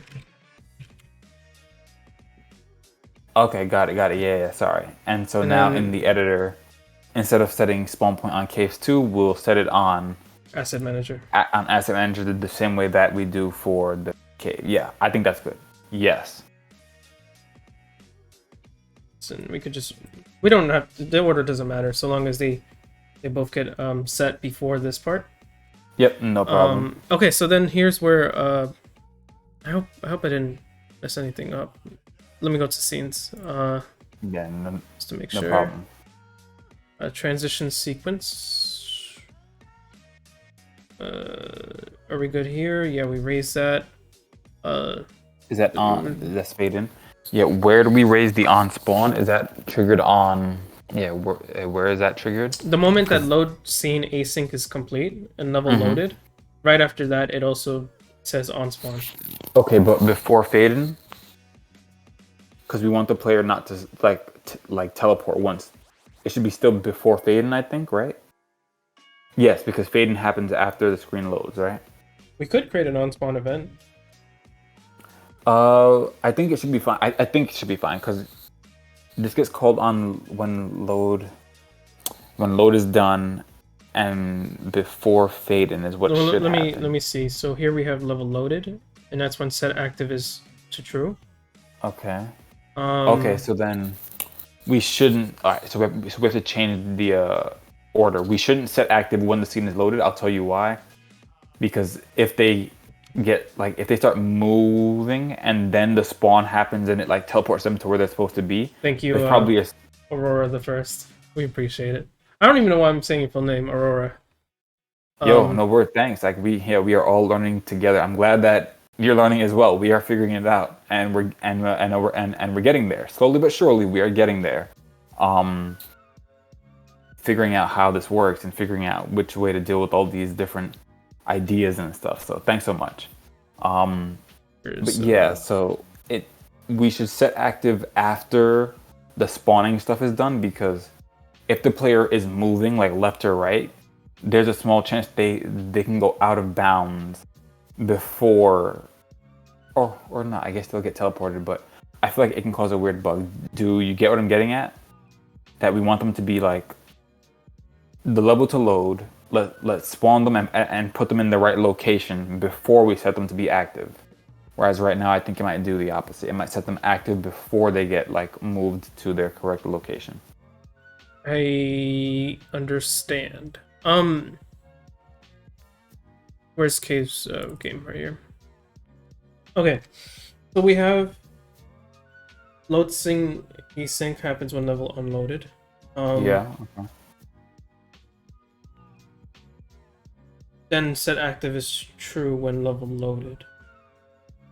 Then set active is true when and I'm saying what should happen there is instead of there, we should either call another event like on spawn. Yeah, probably that. On level load. Well, no, that already happened, right? Because that's what. All right, so that should happen. We should, when on spawn is done, then set the player to active. Because we want them to be put in the right place before they're active. We don't want them to like let's say there's some lag or whatever, they can move and then they get teleported somewhere else, and then like something weird goes on. I don't know what, but just for a cleaner code, I think it'd be better if we did it afterward. But we can test it like this for now, because I understand that these are all like big refactors, because we're still not fully sure of the framework. No, but I understand what you're saying. So we don't want to set active. Okay. Yeah. Let me go to cave 2. Let me go to left spawn point. I added the spawn point controller.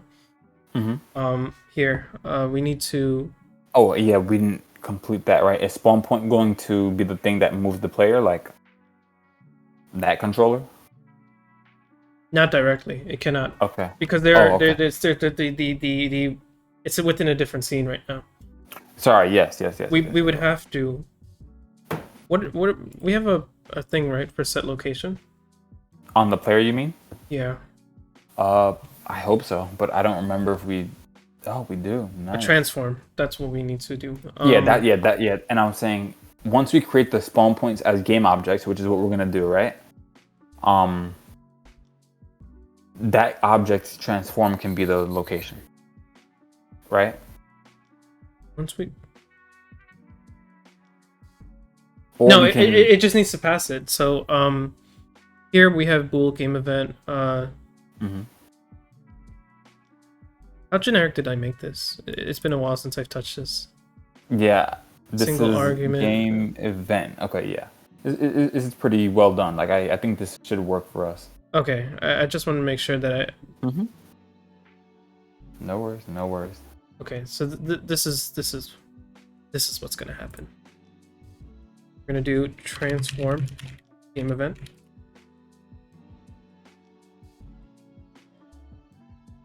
We have transform game event. We could just sort of use any one of these guys to figure this out. Anything that says bool, let's do this and just say transform. And I think any one of them transform. So this is the game event that on raise you can pass a transform. Oh, okay, got it. Why is this? Because we have bool game event. Because, oh yeah, what is going on? It cannot implicitly convert bool to Unity. Oh, because it's still trying to use a bool, probably. Update transform, single armor, transform, Is transform game event. Oh, it's because everything turned into bool. That's funny. Even the things that are not supposed to, sort of. Oh, okay, got it. Yeah, we did a. Got it. Okay. Better. Transform response. Yes, this is what we needed. What happened here? Oh. So try invoke transform. Here we say transform is equal to object as transform. Okay, sure, yep. If transform is equal to null, turn just supposed to be blue. Otherwise, transform. Right? Yep. And then in game event listener, which may also need a refactor for this at some point. Here we're gonna do update transform response GUI. Yeah. And in here, got it. Okay. Oh, also to explain that, I don't think that we did. So this may seem a bit redundant. We have a bool, which handles true or false game event, a float, and a transform. What we've done is we've done this so that in the editor for Unity, or what Alex has done, he went crazy. As we update the events in the editor, it will know which type it is, and so because of that, it will then understand exactly which parameters it can take. Like this transform game event will only take a transform, whereas the issues we had before is we had to be so generic that it could take any object, but then we always had to like cast it to the right type, but we wouldn't know the type beforehand, so then there's a lot of hard coding, whereas in this way it will know how to cast it and which type of things it can take inside of the event to pass on. So that's why we had like transform game events and bool game events and float game events. They're just easy ways to control exactly what the game event can take in and what it can like put out.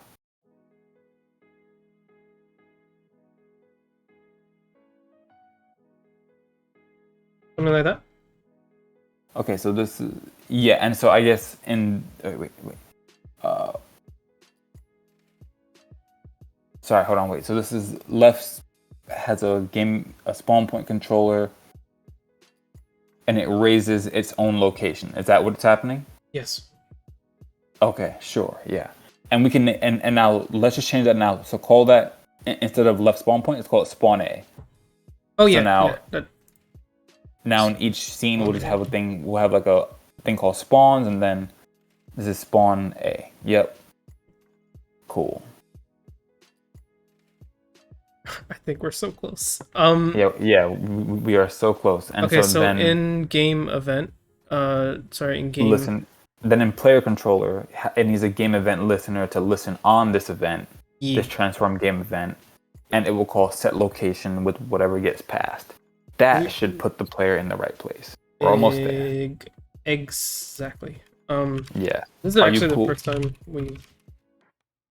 This. Oh no, we do have a game event, which is. Yeah. We need to add another event. This is going to be. Let me get rid of this guy.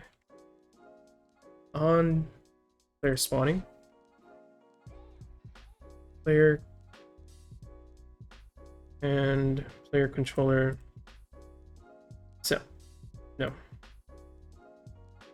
There we go. Set location. Yeah, okay. And it'll just do what's passed through. Now let's see what happens here. Amazing. We have to put in. The only reason for one who's wondering why the player doesn't die on like little spikes and stuff is we haven't figured out a health system for this game yet. We haven't chosen how it's gonna work and stuff. So once we figure out how health works, then we'll figure out how that works. Right. Ooh. Okay. All right. Is it an ordering thing? Maybe. Wait, hold on.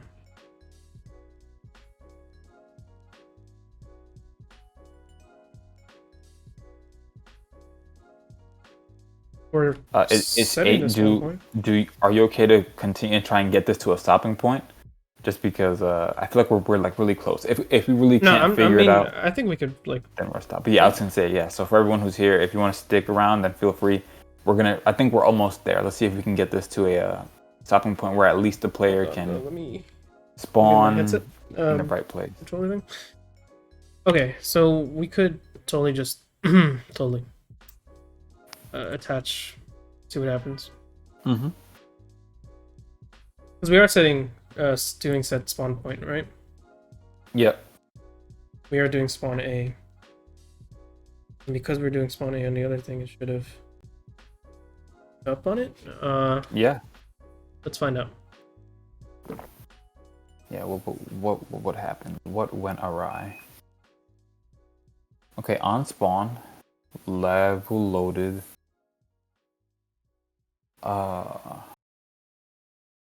No, I think that's fine. I think that's like normally that shouldn't be there. Got it. I understand what you mean. But I think it's because of the way we loaded everything. Mm-hmm. No, I think scriptable objects keep their references. I get you. So I love this dash so much. We might have to change a few things. Anyway, yeah, go ahead. So here we are doing spawn on spawn, right? Which should. Okay, and now, yeah, if we go in, let's see what that does. It's triggering this guy. Okay, and so it'll send this, and this is what? Hold on, let me see if I can add a breakpoint here.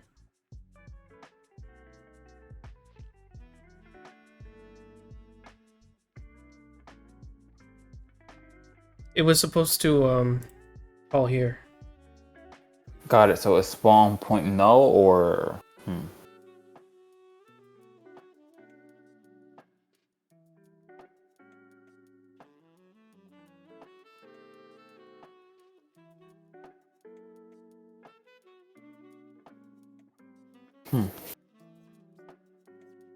Oh, because start gets called a bit later. What is it? There's awaken on enable, right? Yeah. Let me just make sure I'm doing this right. Mm-hmm.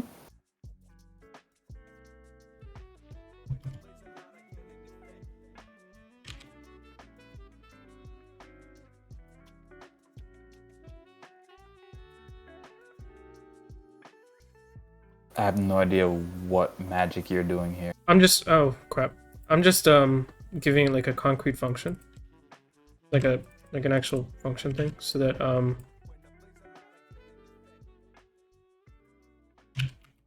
just in case. I'm doing this just like as a I get you. Okay, sure. is never assigned to and will have its default value so long. That's totally fine. And just to make sure, spawn A is referencing this guy.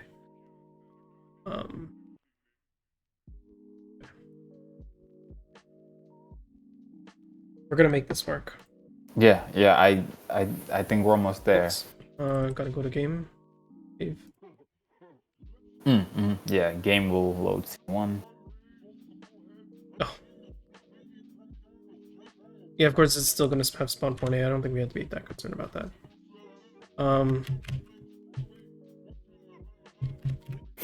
Damn. No. Look at that movement, though. Clean, fast movement. Okay, here we go. Okay, so this time we did get here. Oh, okay. So I don't know where the player went. Me Or is neither, it but still- it did call the appropriate thing. Player Okay. controller. Set location. Yeah, I was gonna say let's put it there and see if we ever get there. So it is getting here.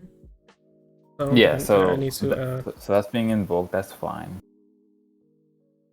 If anything, for testing, feel free to drag the player up to the top right in the scene view, so that the next time you don't have to keep. I mean, but I don't mind watching the platforming though, because it's very fun. Okay. Now set location does not get set.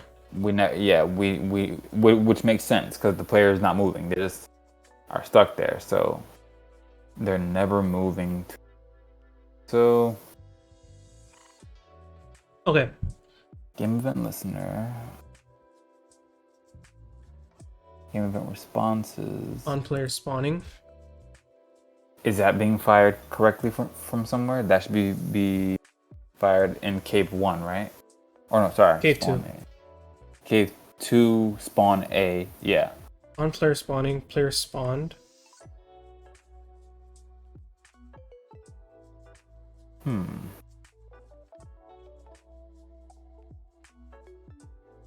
And I am invoking this.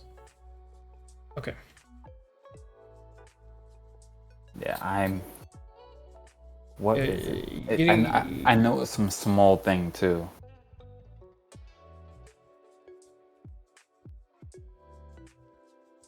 Let's hope this can be done. Ooh! Ah, crap. Yes, so I was saying just instead of moving them here, just stop playing the game, and like just move them in the scene view and just put them, or sorry, in caves 1.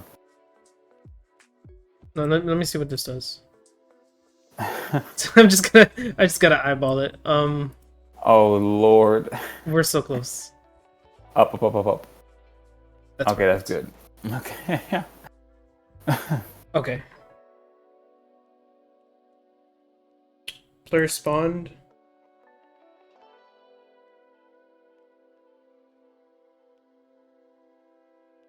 Looks like it doesn't have anything. Wait, what? It doesn't have a spawn point or something? Hold on. Where's cave 2?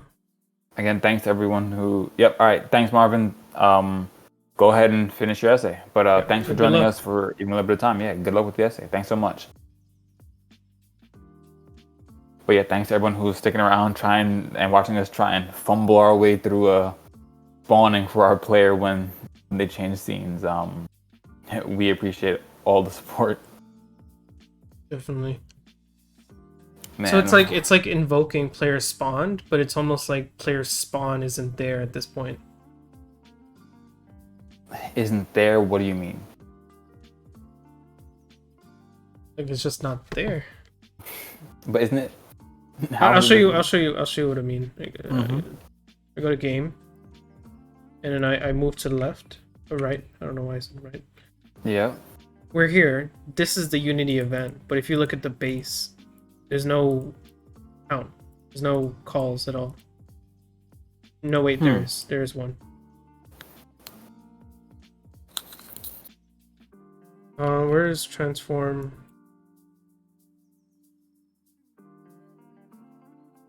Game event. Yeah. Let's try everywhere.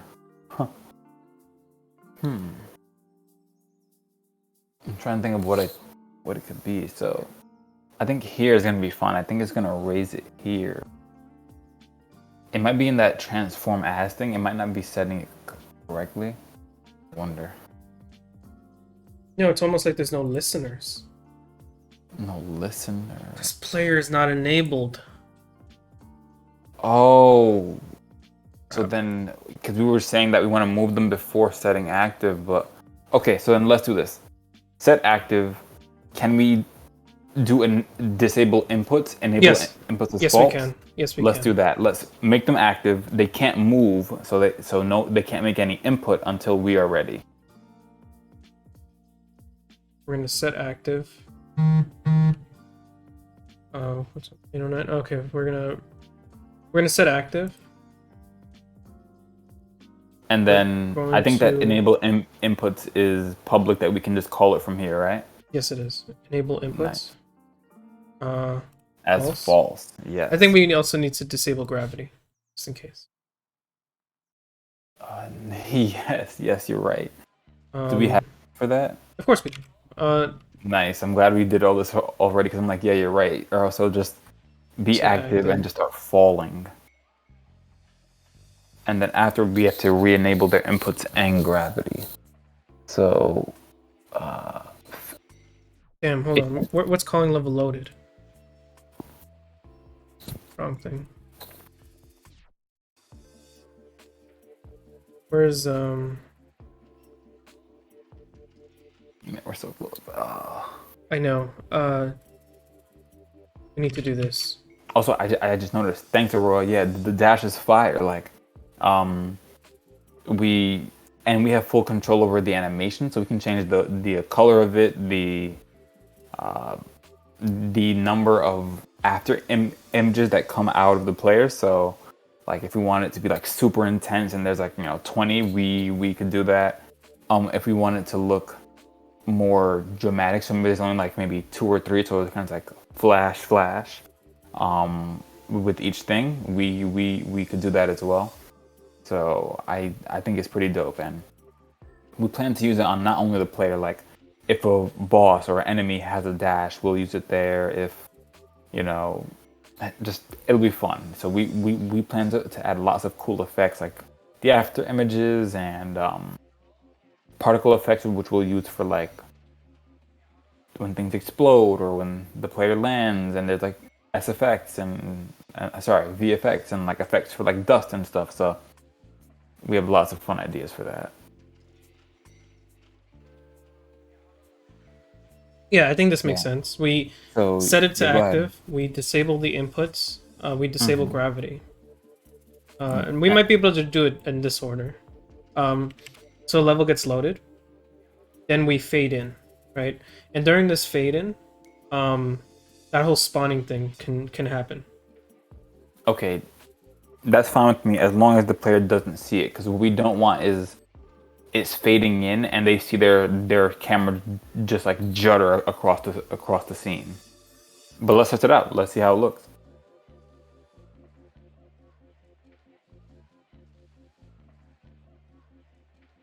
Yeah, right. Yeah, Aurora's right. The boss with the dash sounds cool and menacing, and like that's the point. We we aren't sure completely, but like we think it'd be dope for the enemies to have like not as many abilities as the player, but like to be just as menacing as the player, right? So a boss that can like dash up to you and just like attack you, and unless you're good, you just like get wrecked, or even just basic enemies, maybe in like a certain area of the game, maybe all the enemies in the power of dashing or something, and they can dash up, down, left, and right or something, and like you have to deal with a different kind of enemy that doesn't just like walk back and forth. You know, they jump, they dash, they do other things that make them more complicated to deal with. And I think that would make it for a much more varied kind of combat and much more fun. Okay, so Alex, you're testing this out again. No, it's not. It's no, not working. It's not working. I think maybe because we're still in the frame. Like even though we said is active, we're still in the frame of We're still in that frame of not being active. So therefore, the game event listener will still be like disabled. Got it. And it's only like on enable that it actually. Yeah, in fact, I could probably do something like this and find out whether it's being called or not. Yeah, got it. Let's like if I were to do this, I'm sure this is gonna be called a bunch of times.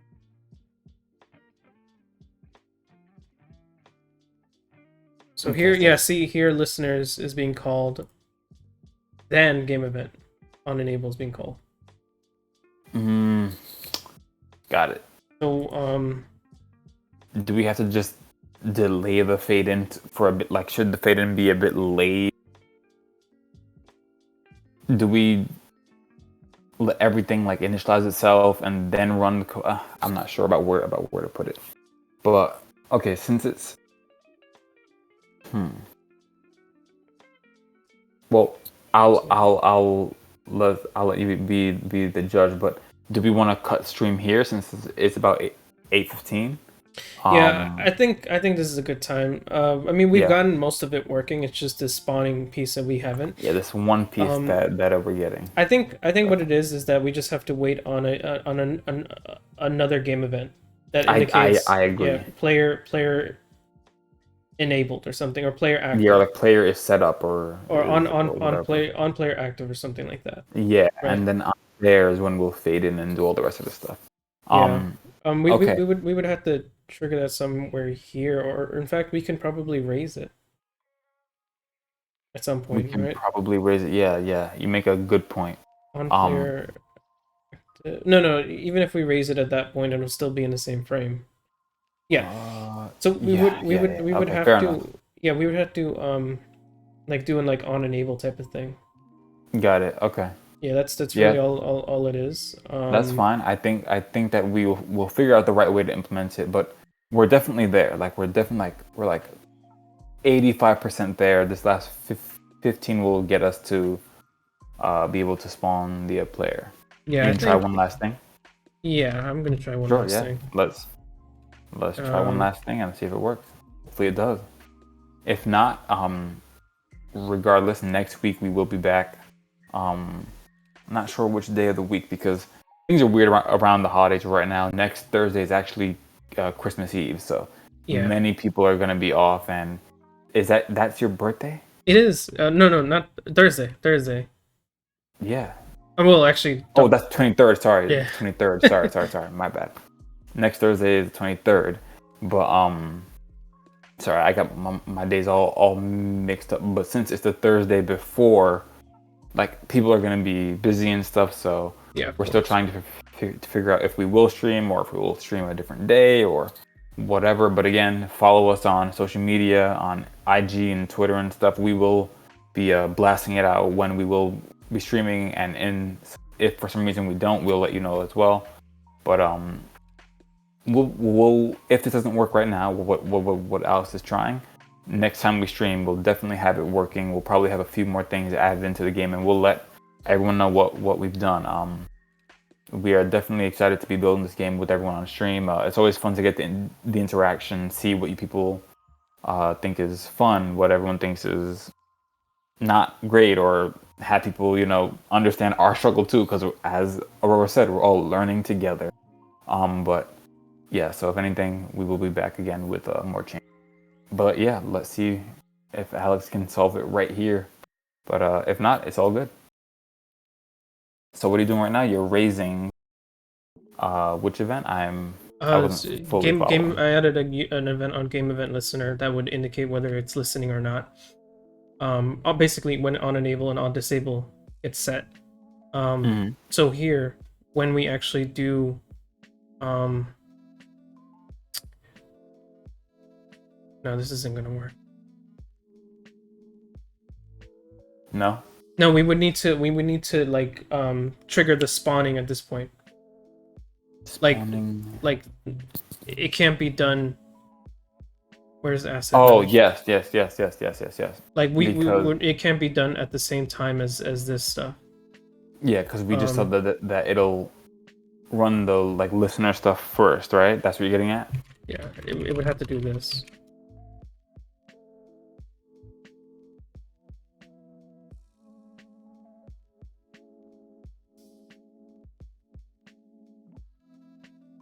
We'd have to do that.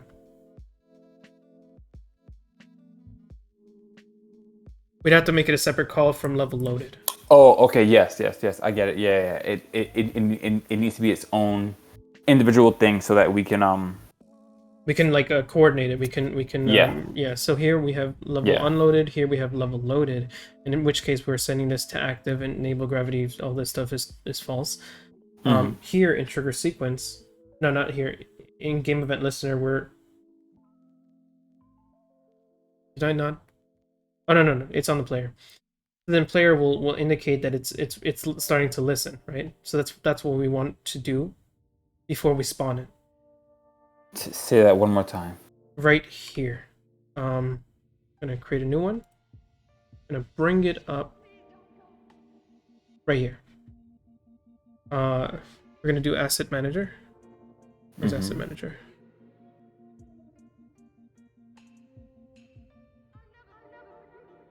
Is this right? Yes, here. And we're gonna do spawn player. Okay. So okay. Spawn player does not happen until on player listening. Active and everything. I get it. Where everything else is everything that sets up the player. So disabling the gravity, it'll be a separate event, so it won't be in the same frame.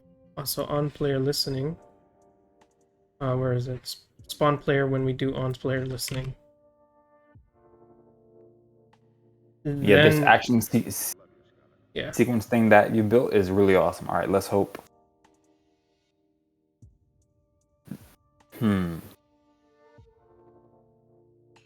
Still, it didn't move the player. Why? On player listening, bull game event raise, transition sequence. On player listening. Oh, sorry, yeah. Aurora, thanks. Yeah, so we're trying to figure it out. Look, Alex, let's sign off now because everyone's lost. We're signing out. Thanks for sticking with us. Good night. Thanks for sticking with us as we tried to figure it out. But again, the next time we stream, we'll definitely have it all done. Follow us on social media. We will let you know when we're streaming next, if that's next week or maybe it's after the holidays and stuff. We'll see. But we will be back. And by the time you see us again, we will definitely have our scene transitions working and stuff. So again, thank you so much for joining us, and we'll be back soon. We'll be back soon. Have a good night. All right. Enjoy your holidays. See ya. And happy holidays to everyone. Have a great time. Hope you guys have vacation and everything. Yeah. All right, see ya.